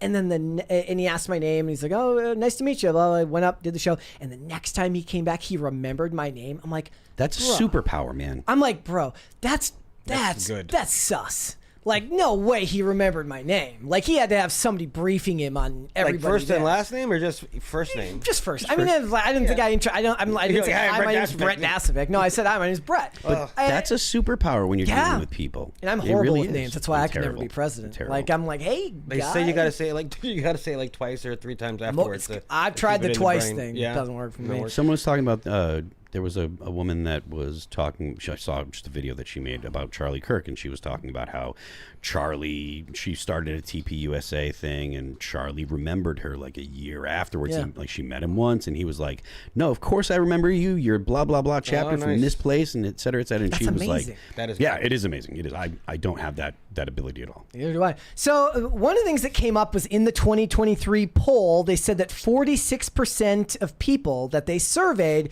were supportive of the idea of him running for office. And we're at a point right now where people are like, look, we gotta, at least as far as like the Republicans have their base, they have their platform now, and they have people in the party that I still think that they have an issue going forward. I don't think that J.D. Vance has he's not some shoo-in for 2028. He doesn't have Trump's pedigree. He doesn't have the same type of charisma that Trump has. He has a way of appealing mimetically to people who are really online and really into politics, but that doesn't always necessarily translate to the average everyday person. And the Democrats don't have anybody, as far as I can see, who would be a good shoo-in to run for office. So if I'm both of those parties, actually, no, let me rephrase that. If I was the Republicans, I wouldn't go towards The Rock. I don't think that would work. No. And I saw people in the chat bringing up how he reacted to the Maui wildfires is a black mark on him because of the GoFundMe with Oprah, and everybody thought that he handled it poorly.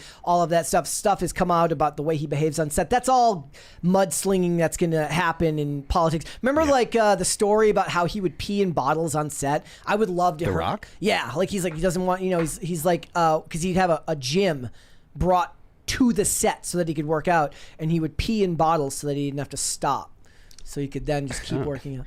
And I was like, imagine that coming up on the debate stage. I would love that. You just nod your head like is that common practice? No, but I mean, someone that's that committed, it doesn't shock me. Okay. And the thing is if The Rock wants to run for office and he wants to run for the Democrats, the whole point would be that he has an appeal to normies on both sides.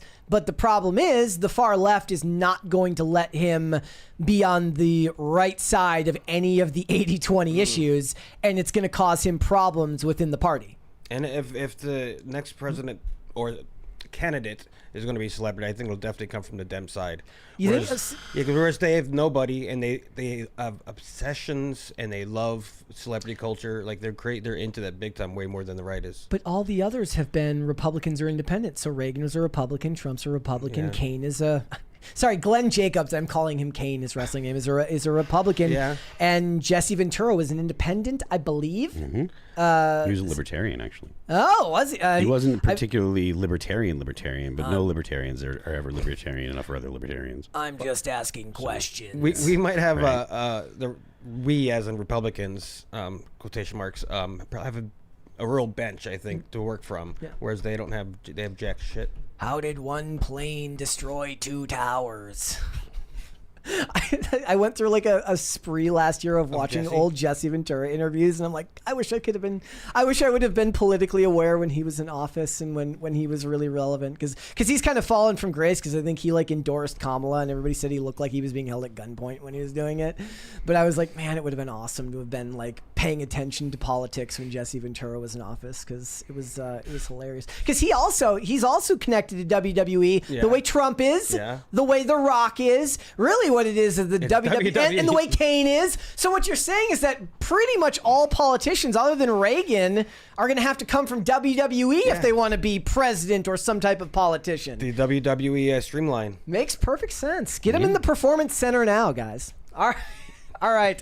Look, you have to have good charisma and be able to work with Mike to be a WWE superstar. Freaking you're going to have to do that, guys. You're going to have to get him over to NXT and into the perform. That's what they should do. They should do a skit where they instead of NXT for wrestlers, they have NXT for politicians. There you go. I would love that. All right. Let's go ahead and talk about this survey that I found, because this is going to actually depress some of you, I think.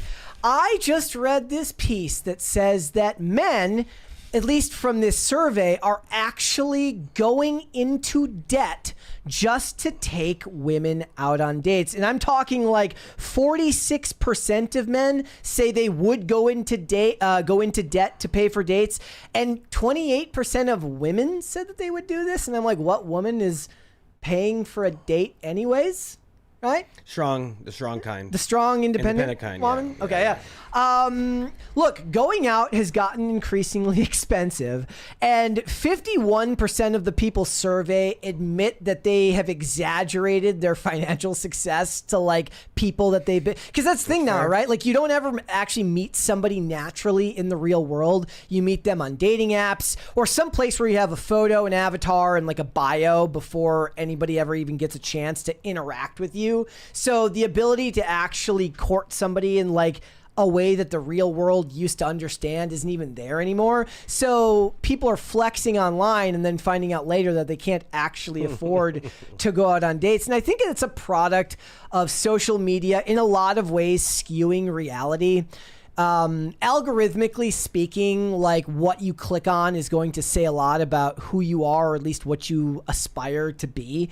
And if you're getting a lot of content with people that have a lot of money or like travel influencers and stuff like that, and you kind of get it in your head that this is like the real world and this is how people are living, when that's not actually true, because like I said, a bunch of people here are admitting to the fact that they were exaggerating just how much money they had to the person they went on dates with. That's not good, and it's getting worse given the fact that things are already like high strung between the sexes, and one of the easiest ways to get clicks online is content that's about the gender wars, rarely taking into account that these issues usually end up being something where, you know, it takes two to tango. And then there was this video, and I want you guys to watch this because I don't know if it's real. Just prefacing, like the video the other day that Tim did about the people who the lady who made the video about how supposedly she got a call about somebody who died from taking Tylenol while pregnant, and there's no way to verify it. You can't prove it. It's done specifically to get clicks. But this woman posted this TikTok that got millions of views, and it says, "Last night I had a date, and when the bill came, he pulled out his mother's black Amex card and said, 'Want to pay for your drink by yourself, or should my mom?'" I don't know if I believe that is real, but I do 110% believe that men are going into debt to pay for dates these days, because people talk about the loneliness epidemic, but people are increasingly isolated. And I would like to know what you guys think would be a way to fix it, because I don't know if there's like, do you think that dating apps are the number one thing that people cite as being disillusioned with dating? And I think I see it from a different perspective now. Like, you know, the people, like when you get married, they're like, "I'm so glad that I've only been married for like a couple of weeks." I'm like, "Oh, I'm so glad I got married when I did, because now I don't have to worry about any of that stuff." But I look at how content is garnered online and how views are garnered online, and most of it comes from dividing men and women and making them mad at each other.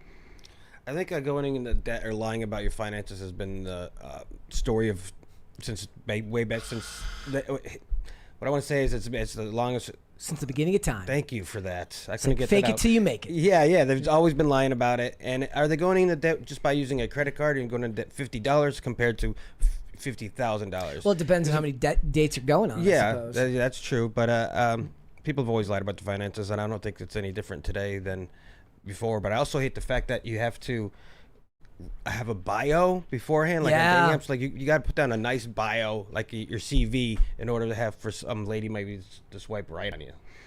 Well, look, I mean, I'm not really sure what they mean by going into debt, right? Are you're using a credit card? I'm assuming that that's what they mean by this. The survey was it was from a credit card company, so I'm guessing that it's about credit card debt. Most people use a credit card. Most people go into debt and stay in debt all the time, right? They overspend. Dave Ramsey is crying somewhere. Yeah, they overspend. They spend more money than they make, and they end up getting their credit card bill too high.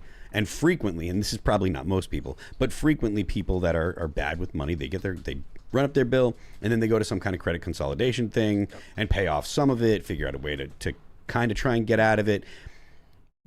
But most people are using credit cards all the time. Like, I use a credit card all the time because I want reward points. Like, it is actually better to use a credit card that gives you reward points and pay it off every month than to use cash, because you're getting more out of the money that you're spending. So it says the report found that an overwhelming number of Gen Z and millennials are invested in looking financially successful, even if their actual financial situations don't reflect it. Over half admitted to exaggerating their financial success. 54% of Gen Z leading the way, with millennials at just 48%. Men overdraft for love because we've been socialized to think that financial generosity equals romantic value. So hold on, just to that point, overdraft is different than using a credit card. I mean, that to me sound like he was like he was being using a term, or just that he was writing to be creative there. I mean, he could have meant that, but it felt to me like he was just trying to be clever when he was writing. I mean, I guess the point that I'm making is this is not really a clear. There's not a clear. It's not clear what they're actually saying here. You know.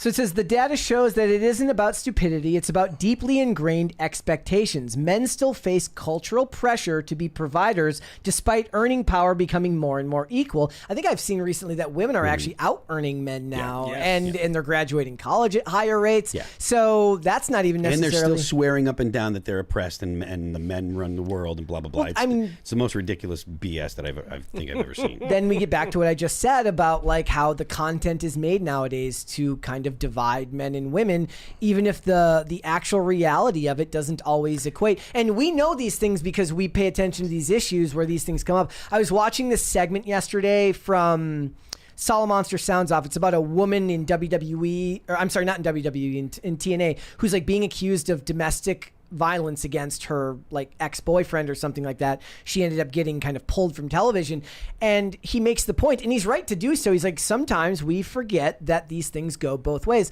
I think people in this space know that, and they're there to point out that, you know, these issues that the mainstream may parrot to you as an issue that only one gender is responsible for obviously isn't true, but normies don't always know that, right? Well, I don't know that it's just... I don't know if normies understand that women are now out-earning men, is all I'm saying. Like, or that things are as equal as they are now. If your views have been colored by what the mainstream is telling you, there was just commercials like at the Super Bowl last year about the gender wage gap. And if you're a normie watching that, you're going to still buy that that's real, even if you know that that has been debunked time and time again. Yeah, I mean, that is true. So yeah, I guess I don't have an argument with that, or I wouldn't pose an argument. But he's right about, like, it's ingrained in men to look at themselves, at least if you've been raised properly, as like, you want to provide, you want to protect, you want to take care of someone, you want to prove that you're, I guess one of the whole points of going out on dates is to show what your beliefs are and how you hold yourself up in the world. And if one of the things is like, if you go out and you don't want to pay for the date. Now, I'm not talking about coffee first date or anything like that. And there were those videos a while back. I think it was Michael Knowles who was like, pay for it. Pay for it. Like, you're not sending a good message if you're not paying for the first date. And can you blame a woman if they don't want to go out with you again, if you can't even take that step? And people will then point to the way that the wages are now, to the fact that women are out earning men, to say, well, that's not fair anymore. It's not fair, and that's not the point. Life isn't fair. that's just the way it's going to be. But I feel like the way that the way that gender roles have evolved and that gender norms have changed has left a whole generation of people wondering what their place in the world is, because dating was complicated enough when everybody kind of had an unspoken agreement as to what they were supposed to do and who they were supposed to be. Now everybody's confused about everything. Well, and you wonder why people are having trouble finding someone and communicating with each other. Yeah, I mean, I guess they're confused, but I don't think that they're confused. I don't know. I'm not so sure that they're confused or if people are just are more selfish. They're expecting everything for themselves. And I think there are a lot of guys that expect that as well. They're the guys that kind of like, you know, I want a woman that's going to do all this stuff and I don't have to do anything for it. You know, they're the guys that have they don't really bring anything to the table, right? That like they kind of hang out, play video games. They don't have a career. They have a job, but they don't have a career, or maybe they don't even have a job.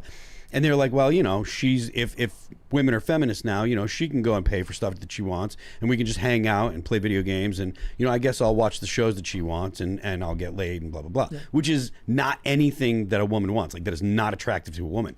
But at the same time, women are like, well, I want, you know, the 3 6s, and I want someone that's all this blah, blah, blah, and she's a heifer, right? She doesn't go to the gym. She doesn't take care of herself. You're right. She doesn't look good. She thinks that she deserves everything because women constantly tell each other that you're queens, you're blah, blah, blah. And so it's just a really self-absorbed, selfish kind of dating pool now, I think, because the people that aren't like that probably don't have a massive problem finding people to date. If you're in good shape and you have a good job and you do have to have some ability to relate to people, so you have to be able to go out and meet people and talk to people. If you have those things, you probably don't have a big problem finding dates. But if you're unattractive and you're not doing your best to maximize the positive assets that you have, it's gonna be real quick that you're gonna be like, you're gonna get jaded and bitter and be like, meh. You know, and jaded and bitter is the least attractive thing in the world. So that only makes it harder to find someone. Yeah. That's a good way to put it. Selfishness.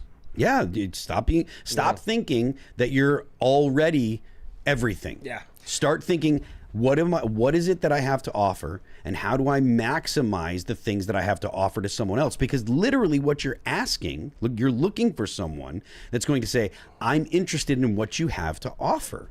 It's not just money. Whereas with men, yes, being financially stable, having the ability to provide for yourself and for your girl, especially if you're looking for, you know, you're looking for a family, you're looking for a wife that wants to have kids and stuff. Give her the option of like, hey, if you don't want to go to work, you don't have to.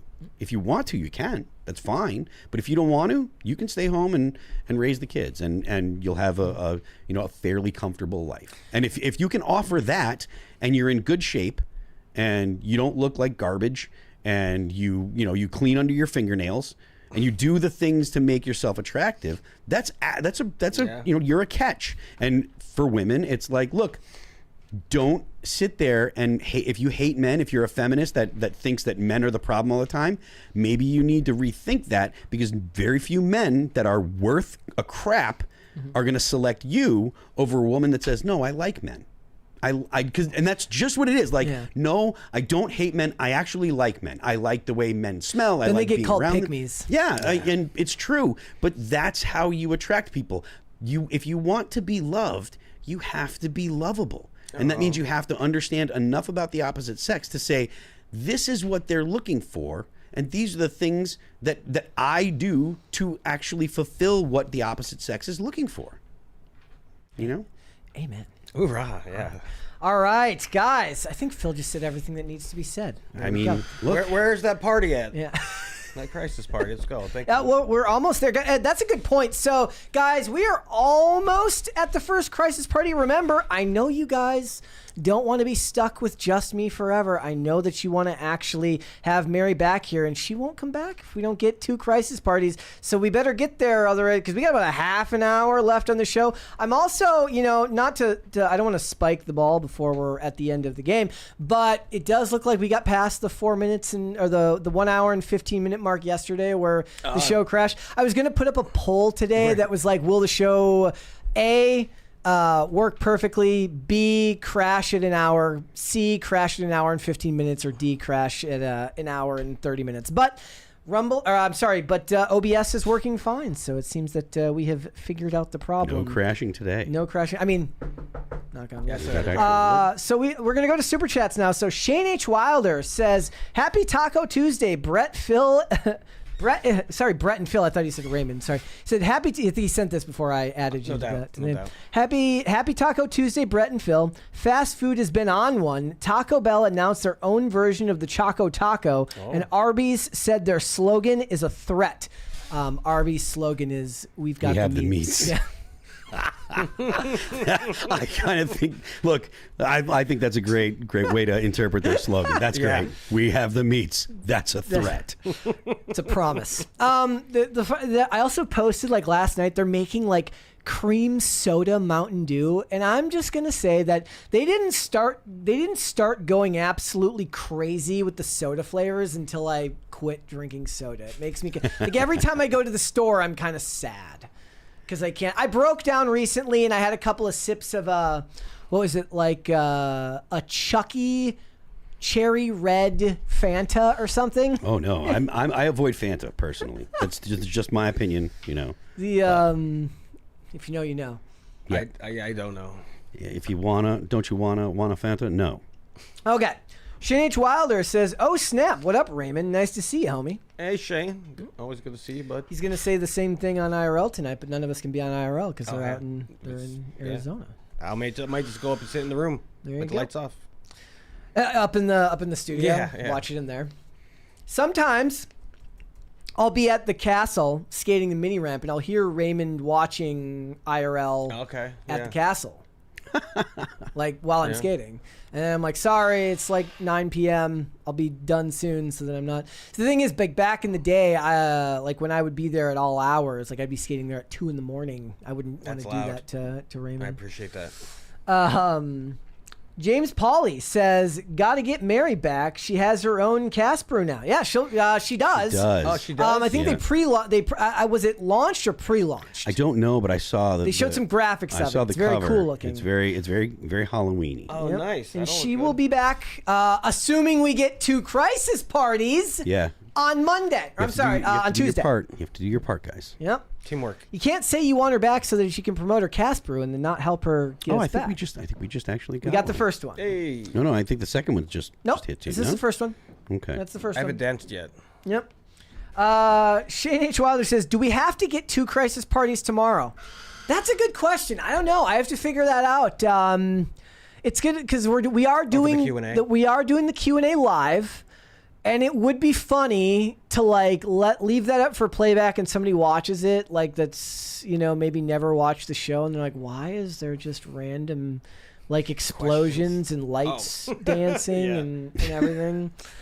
Plus, it'll probably happen on a question where I have I actually want to give a serious answer. I actually wrote out my thoughts on some of the questions you guys gave, because the thing is at least for me, and I don't know if this happens to you guys, when I'm at home, I can always articulate thoughts that I want to share really, really well, but they never, I can never remember them when I come into work the next day. Even when I write them down, somehow it doesn't hit the same as they did when I was thinking about them the night before. I totally concur. Does that happen to you?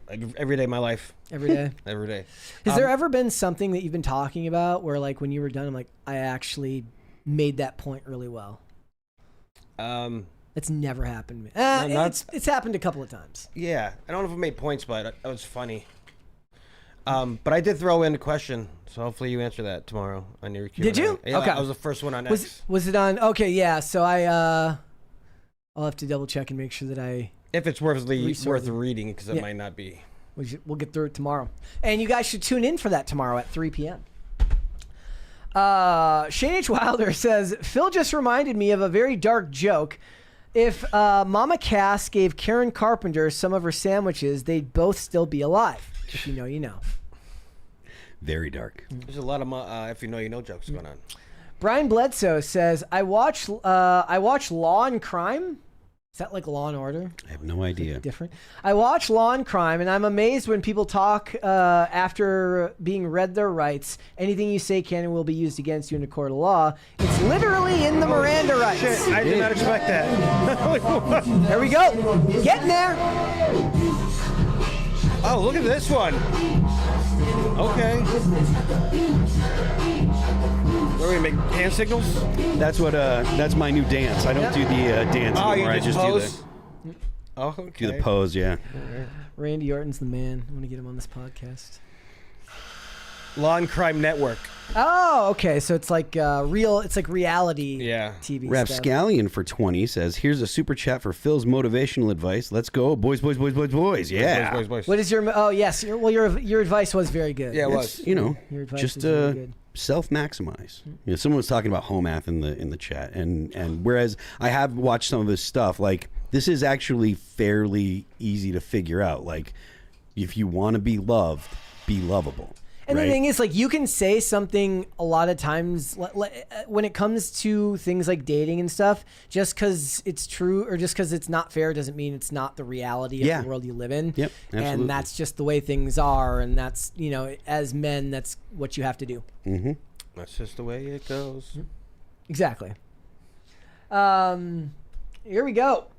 Shane H. Wilder says, I blame Schoolhouse Rock corrupting children with The Tale of Mr. Morton, which tried to convince kids that a woman can propose. Look it up. It's bad.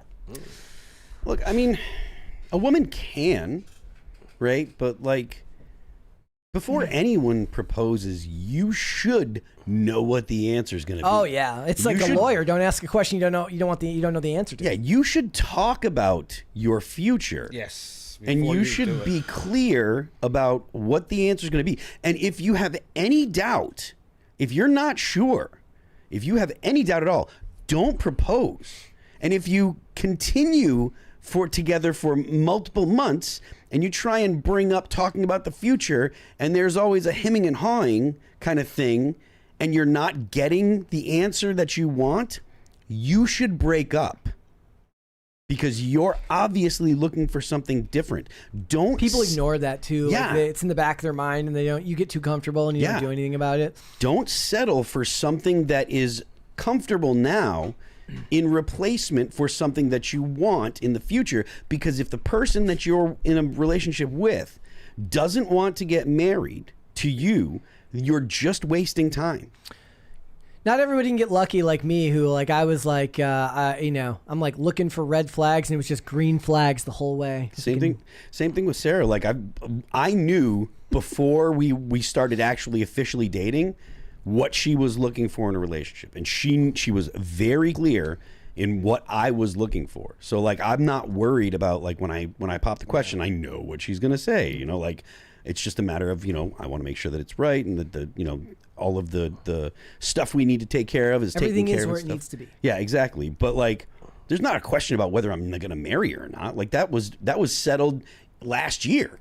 You know, that was settled before she got pregnant. I was going to say, you're going to have a child out of wedlock. Yeah. Oh, you son of a... Sorry, Lord and Savior Jesus. Brian Bledsoe says, got those Odyssey tickets in Tennessee. Oh, wow. By the way, live in Texas because it sold out in Texas within minutes. Got the collectible tickets last month. Nice. See, Christopher Nolan has cool. a very, very dedicated fan base of people that really, really love his work. Even like I like Nolan's movies. I watched a 2.5 hour YouTube video explaining Tenet. Still makes no sense. Yeah. And I still enjoyed it. I enjoyed the movie. I had fun watching it. I have no clue what any of it means. I would love to see Ben Affleck playing Batman in Christopher Nolan's movies. Not that I don't like Christian Bale. I love Christian Bale. I thought he was great until the until Bad Affleck Bro, they're came getting out. too old. They're gonna have to start de-aging them. Yeah, I know. He was already playing like the older an older Batman when that came out, and that was in 2016. Which means it was filmed in 2014. He's like 53 probably. now, something like that. But I mean, seriously, I mean, Ben Affleck is my favorite Bruce Wayne. He's my favorite Batman. Even though Justice League was a terrible movie. Even the Snyder Cut's kind of terrible, to be honest with you. Because it's like 4 hours long. Yeah, and there's a lot of garbage in it. There's a whole lot of garbage, and it was. I don't think that it was the movie that Snyder intended it to be. I think that there was a bunch of too many cooks spoiling the broth or whatever. Was going on there at that time. Yeah, they're trying to right that ship now with giving James Gunn control of DC. I mean, whether you like his vision or not, the whole point is that he's both a creative now and an executive, and his job is to have creative control without David Zaslav and whoever's in charge over at Warner Brothers getting in the way and telling him don't do this. I like everything about the Snyderverse. I love Man of Steel. I like the dark kind of vibe. I like the way the cinematography of it. I like the color palette selection. All that stuff is in my opinion, for my personal taste, far more appealing than James Gunn stuff. So I like the Batman vs Superman. A lot of folks didn't like that one. I love it. I thought it was great. That was great. I enjoyed the heck out of it. I didn't like I said, I didn't like the Justice League because Beowulf or whatever his name was, not Beowulf. Was it? It wasn't Ares. Who was it? No, It's been so long since I've seen it. Yeah, he was a bad. He wasn't really all that. They didn't have the ability to flesh out the stuff with the mother boxes and stuff, because those are all true to the comic book. But it was a much bigger story than they were able to tell in one movie. So I liked Batman vs Superman too. Nice. I did a lot. At least I liked the extended edition of it. It made a hell of a lot more sense to me. But in general, I here's the thing. I am a fan of James Gunn's Steppenwolf. Thank you, Chad. Steppenwolf. Thank you. I am a fan of most of what James Gunn has done. I am not watching Peacemaker because I feel like I've actually hit a point where I might have grown out of the humor a little bit. But what I've found is that James Gunn has a way of mixing childish humor with real human moments that is a very hard thing to sell to people. And what I found funniest about it was he had like some quote recently, now unless this was fake, because I wasn't going to cover it for the show, so I didn't source it or anything, where he's like, everybody's an anti-hero these days. And I'm like, bro, that's you. You made, like, other than Superman, every character you've ever made is an anti-hero. You are the problem. Yeah. But I do think that his 2021 Suicide Squad movie was underrated, and nobody saw it because it was in theaters at the same time as it came out on HBO Max, and it was during COVID. The only thing I didn't like about the Suicide Squad was I really didn't like Jared Leto as the Joker. Like, and it might be because of how much I liked the portrayal of the Joker that Heath Ledger did, and you're never getting that. Mary's hottest take is that she likes the Jared Leto joke. Like that, she'll get more hate for that than like anything she says. In almost all other aspects, I like Jared Leto. I like 30 Seconds to Mars. I really like a lot of his, like most of the characters that he plays. I just didn't like that version of the Joker. I much prefer the grimy Christopher Nolan Joker. We joke about the scene where he's like diving in for Harley Quinn and the vat of acid, and the Kalani song is playing, and I'm like, who somebody got fired, right? Like, tell me somebody, at least, if you can tell me that somebody at least got fired for it, I'll be okay. But I'm guessing they didn't. Corey Anderson for $20 says, Phil, I understand that you take making music very seriously. How much money would it cost to get you and Ian to make an album together? If I win the lottery, I want to spend the money on stupid stuff like a Phil and Ian album. Can it be a Christmas album? Well, look, it would be a lot of money. Okay. Give him a number. It would be a lot of money because I would call in my friend to produce it, and he's a lot of money. So you're talking about six figures at least. And also, like, it would be done professionally. So like we would want to like do the drums in a real studio. So it would be expensive. Probably. And then also, like, you're talking about me taking time away from my family, my newborn baby who's coming in the next couple of weeks. So you're talking probably $250,000 to do this. Okay, here's the thing, Corey. If you ever do this, I have a request. So one of my earliest, I've told this story before. One of my, Because I'm making 6 figures just to do it. So I'm just saying. one of my earliest memories here was when they were doing a jam session back in the day at the castle on the outside, at the garage, in the garage building, and Ian was just screaming the lyrics to Heart Shaped Box by Nirvana. So there has to, at the very least, be a Nirvana cover. Could do that on there. We could do that. Hey. Wait! It was amazing. $250 is not too shabby. I thought you were gonna go more than that. Yeah, no. I mean, like he's like, now I am because of Pro Tools. Because of Pro Tools, you can really do. You can do a record. So Anti-Fragile costs less than $250,000. Okay. Oh, and we have, like that is that is exactly the record that I wanted to make. Right, like the drums are perfect. The tones are perfect. It is exactly how I want it. No record we have ever done has come out closer to what I envisioned and what I wanted. That's awesome. Than Anti-Fragile. And it didn't cost. It cost more than 6 figures, but it didn't cost like super ton of money. You know what I mean? So if it was $250,000, I could walk away with $100,000 myself and then do the record. You guys are on real quick. I didn't cut you off, but yeah, you guys are on radio. Was it yesterday or the day before I got in my car? It was 92.1, I think I heard. Oh, cool. Yeah, I was like, hey, that's fucking Phil. That's cool. All right. Olivia Dasovic says, "Hi, Brett, Phil, and Gaymond. Oh crap! I mean Raymond. Hear me out. Mocha is 11." Mocha is 11, is 11 in cat years, 60 in human. Mocha for president. And it's for the Christ Party. Mocha could run for president. 60s, that's honestly, it would be young to be 60 and running for president these days. For real. I mean, I'm not voting for Mocha, but I might vote for Chloe for president if Chloe wanted to run. Chloe's one of our other cats. Yeah, don't let Mocha hear this. Turn it down, Olivia. I don't care. Mocha can hear it. Brian Bledsoe says Cody Rhodes will probably run for president. Would he run as a Democrat? I don't know if he's politically affiliated. I don't know. I don't know who he is. He's a pro wrestler. He's the son of Dusty Rhodes. Yeah. Okay. No, he's the son of Dustin Rhodes, right? And the grandson of Dusty Rhodes. Oh yes, you're right. Holy crap! Yeah. Yes, that is true. I was like, because Dustin Rhodes is like just retired, and he looks like he's Cody's age. Yep, that is exactly true. Shane H. Wilder says, "If you are going into debt, then you are doing dating wrong. You don't have to go. You don't have to go to a Michelin star restaurant every date. Also, learn to budget." I mean, yeah, there's nothing wrong with anything. Say like the dollar menu. Yeah. There's nothing wrong with anything you said. Anything you want. I got you tonight. So that's what I did for Olivia. I said, you can get anything you want off the dollar menu. She was like, hell yeah. I knew I was going to marry her that day. Right.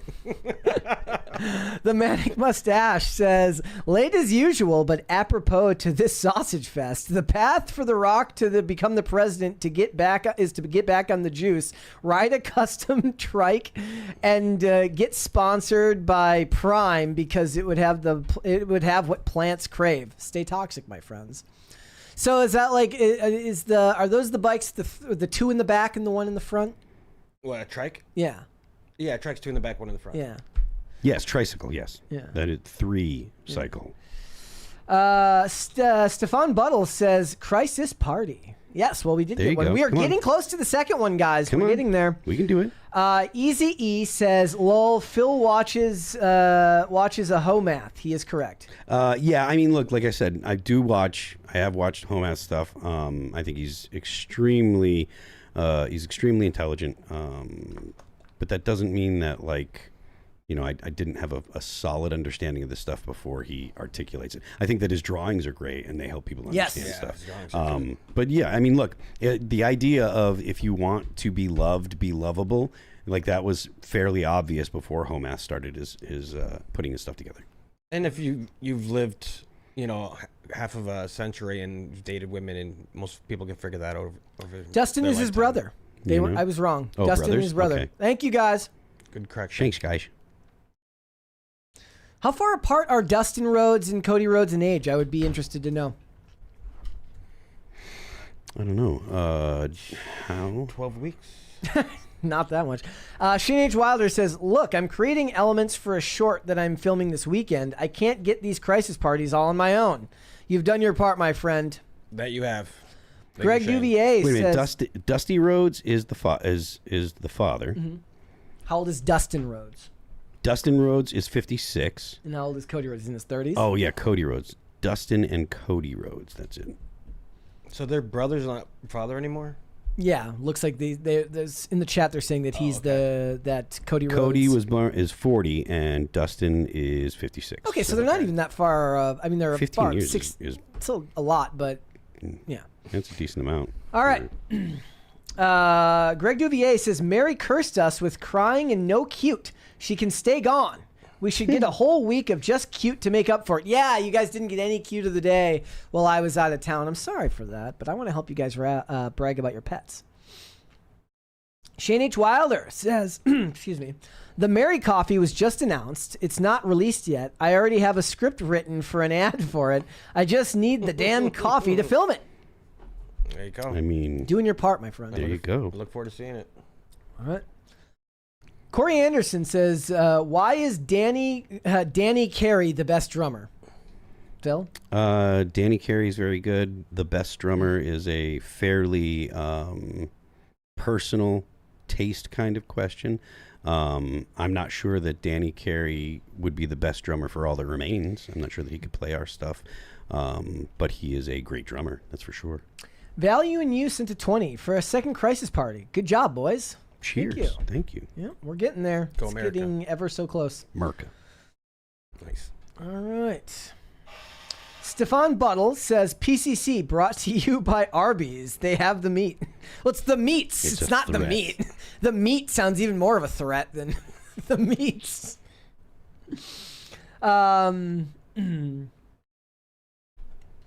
Corey Anderson good question. says, Brett, did you carry OC over the threshold? I actually carried her all the way from the location all the way home. We didn't even take a car. I walked her home with her in my arms.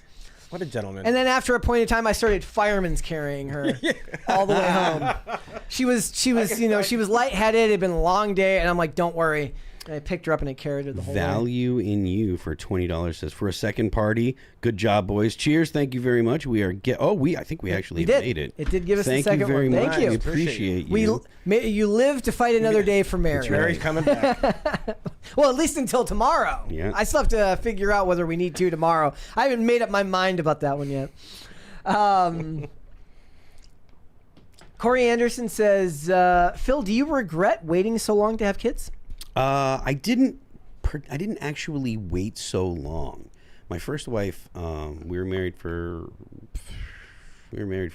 like 6 years or so, and she couldn't have kids. So I kind of thought it was out of play. It was just not a thing that was going to happen. Yeah, well, I kind of thought it wasn't in the cards because I wasn't like I'm still even though I got a divorce, like I didn't want to get the divorce because I'm the kind of guy that's like you get married one time and that's it. So I was like, if you want to get a divorce, you go do all the BS. I want to fix it until we're actually divorced. I want to fix it, right? Because you don't get divorced. You get married one time and you stay together and you work through all the bad stuff. And so same thing with, she can't have kids. This looks like this is just the hand I'm dealt.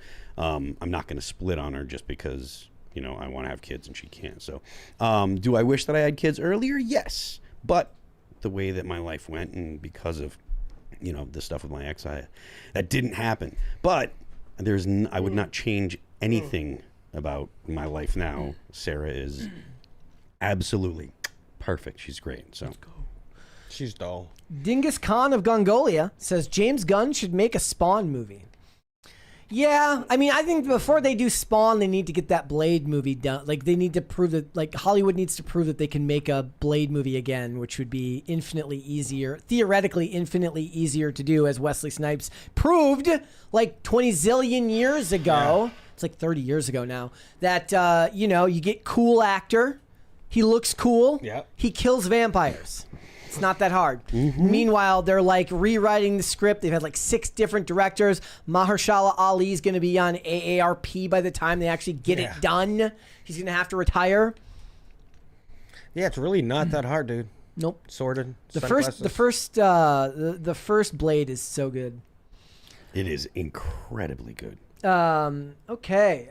Corey Anderson says, I tried to get a Phil and Ian 2025 tour shirt made when I was in Bahrain, but could find good pics. I think he means couldn't find good pics. Yeah, look, you can get just about any shirt that you want made on the internet now. Someone did a sketch drawing of Destiny, and I made a shirt out of it, and it's hilarious. I wore it in a video. Yes, he did. It's hilarious. Oscar Regalado says, my favorite James Gunn movie is the Scooby-Doo movies with Matthew Lillard, the best Shaggy. I only saw the first one, and it was a long time ago. I think Matthew Lillard is one of the most underrated actors in Hollywood. Yeah, I love him. He really is. Yeah. Even that movie, the flying space movie, Ace. Scream. I love Scream. He was great. Yeah. He was in this show that I liked, or at least I remember. It's been so long since I saw it. It was called The Bridge, which was based on like is that the half body person? No. It was like a narco story. It was really, but he plays like a cokehead journalist, and he's perfect for it. He's the type of actor where I imagine he doesn't do any drugs, but he's great at looking like he does a bunch of drugs. But I'll always remember that line from in Scream 1 when Billy Loomis hits Stu in the back of the head with the phone. He goes, "You hit me with the phone, you dick!" That wasn't scripted. They had so much fake blood on their hands that the phone flew out of his hands and hit him. And he didn't actually mean to hit him. So what he said was actually real. He didn't actually mean to hit him. And he's going to be in the new Scream movie, apparently. Oh, nice. And he's done some other stuff as he gets older. Like, not terrible. He's solid. He's in Five Nights at Freddy's. He was in the Five Nights at Freddy's movie. Also, Skeet Ulrich was really good, but Matthew Lillard had an interesting look, so he was going to get cast in interesting roles. Whereas the guy who played Billy Loomis, he was a very like traditionally like what Hollywood like looked for as like traditionally handsome in the '90s, and he just kind of never really achieved the status that I think a lot of people thought he might have. Was he in Jericho? Yes, Wasn't he? he's the star of Jericho. He was the star. I'm surprised you knew that. Yeah, of course. That show's awesome. I go back and rewatch that sometime, and I tried to rewatch that and Under the Dome recently, and I had to turn Under the Dome off because everybody's a dick. It's awful. But Jericho's great. Yeah, it is. Yeah, it is. One of my favorites. Slavic McGoth says, can be a cheap date if you know where to go. I know a cheap but really amazing 24/7 place called the Owl Burger. Are to kill for. The tacos are great. I read it as it was. No, there's a period there. I can't. Oh, can I not see it? What? Called the Owl. Oh, the Owl. Burgers. Okay, yeah, I can't see it here. See, it's the computer's fault. It's not mine. Always the computer. You know what I need? I need like the old person text to blow it up to like 200%. No Control says, boys. Sorry, just got here. The Rumbling says, what would a Phil and Ian supergroup be called? Can it be a supergroup with just two people? No, it cannot. I don't know. I've never actually put I've never actually put any thought into it. Fate. Okay. I don't know. Fate made us. Yeah. Ian's kind of got a one-track mind, so I imagine it would be something to do with the liberal world order or graphene. I wonder how hard that would be to like get together with him. Incredibly hard. Writing songs. I can't imagine him. Maybe. I don't know. Yeah. I've never tried to work with him musically, so. I don't Two quick Rumble rants. Broody Gambit says Leto was fine as Joker. Nicholson was just a mobster in face paint, and Leto was just a modern day take on that concept. I think the overabundance of music in montages and the fact that they cut out most of the abusive relationship storyline is what ruined that. If they had gone all in on the toxic relationship between Harley Quinn and Joker, they could have told a really interesting story. I point this out all the time. Watch the 2014 trailer for Suicide Squad that they released at Comic-Con that year that David Ayer had made. It's a vastly different trailer in tone than what started coming out a year later when they started lightening everything and trying to make it funny. It was not supposed to be that movie, which is why people actually want to see something called the Ayer cut from the Suicide Squad. Hello Darkness says the Blade trilogy is the best trilogy ever. Okay. Those are strong words right there. I even like number 3. 3 was good. All right. That's the one with Ryan Reynolds. Yeah, and Jessica Biel. Don't forget that, hottie. Corey Anderson says, I won't leave you out, Brett. If I win the lottery, I will let you make a movie you want. Make the movie you've always wanted. Mary has to be in it, though. I've never wanted to make a movie. I like watching movies. I have critiques. You know what I like? Can you get me hired to like critique movies that are being made? Can you get me a job as a script doctor? I'd like to do that. Pop Culture Junkie says, from what I've heard, if you stacked up all the script versions for Blade and dropped them on your foot, you would need to go to the hospital with an injury. Probably. Sounds about right. And The Rumbling says, Ian is 5 personalities in one supergroup. He kind of is. Corey Depending Anderson. on how much like he's had to eat. Corey Anderson says, it would be called Phil and Ian, pronounced Fillion in. Filling in. So it'd be called Filling Ian. Very clever. Yeah. Very clever. And this would be the greatest supergroup since Damn Yankees. Lord of the Rings is the best trilogy. I think a lot of people would agree with you on that. All right. One more from Gordon Shumway. Says, Phil, I don't know what your group would be named, but your first album should be called The Left Lane is for Graphene. Oh, God. It would. I see. Like the thing about doing any kind of stuff with How about Ian, the graphene is for crime? It would just all be puns. Like it would just be like it'd be like. I guess it'd be like "Internet Do Your Thing" would be probably the name of the record or something like that. I like you it. know, Weird Al Yankovic style. Yep. I'm kind of on board now. He's who they should have gotten for the Super Bowl. Weird Al. Weird Al. Yeah. Yep. One more from Shane H. Wilder says, now I want a prog rock supergroup like Emerson, Lake and Palmer called Emerson, Lake and Palmer. Is that the name of 2 bands? I've heard of Emerson, Lake and Palmer is a band. Okay, It's one band. Yeah. Emerson, Lake and Palmer called Labonte. It's called Labonte, Crossland and Pool. Okay. Okay, you can do that. All right, guys, before we go, would you hit the like button, please, on this video and subscribe to the channel if you are new here and you have not subscribed here yet already. Again, if you are new here, if you came here from any content you've seen elsewhere like the shorts, I want to thank you so much for joining us. I hope you will hit the subscribe button and check out all our other content. Thank you so much for that. And Raymond, thank you. Thank you guys for having me. I appreciate being here. Where can they find you? The name of the band is LCP for Labonte, Crossland, and Pool. You can find me on X. No, it's not. And anywhere, and this is called Raymond G. Stanley Jr. in the world. Also, thank you to the short people. Yep, thank you. I feel so seen and validated. Yeah, right. I am Phil That Remains on Twix. The band is All That Remains, and just announced today we will be playing Welcome to Rockville next year, and there will be more dates to be coming shortly. It'll be we'll probably be doing like 3 weeks of shows come May. So All That Remains will be on the road next year. You can check out the band at Apple. The band is All That Remains. You can check them out at Apple Music, Amazon Music, Pandora, Spotify, YouTube, and Deezer. Don't forget, The Left Lane is for crime, ladies and gentlemen. I see some future IRL dates in my future. Yeah, next year. Yeah. Next year there's going to be some. Corey Anderson says, did you skip my Les Claypool super chat? I have no idea. I didn't see it. But if I did, I apologize. If you guys want to follow me, you can follow me on Instagram and on X at Brett Dasovic on both of those platforms. We are here 5 days a week, Monday through Friday, 3 p.m. Eastern Standard Time, which is, of course, noon Pacific. We are on Amazon Music, Apple Podcasts, Pandora, and Spotify. If you guys would like to listen rather than just watch the show, you can also rate and review on Apple Podcasts and on Spotify, which is a great way to help the channel out. And if you want to follow us on social media, we are on Twix at @PopCulture_show, Facebook at Pop Culture Crisis, Instagram at Pop Culture Crisis Pod. I do want to remind you guys to please tune in tomorrow. I am doing a live Q&A stream here at the normal time of 3 p.m. Eastern. I don't know how long that stream is going to go. I assume at least, there's enough questions there that assuming I'm not too concise, which is something I'm never guilty of, we should be going at least an hour and a half, maybe even 2 hours. I would hope that you guys would all tune in.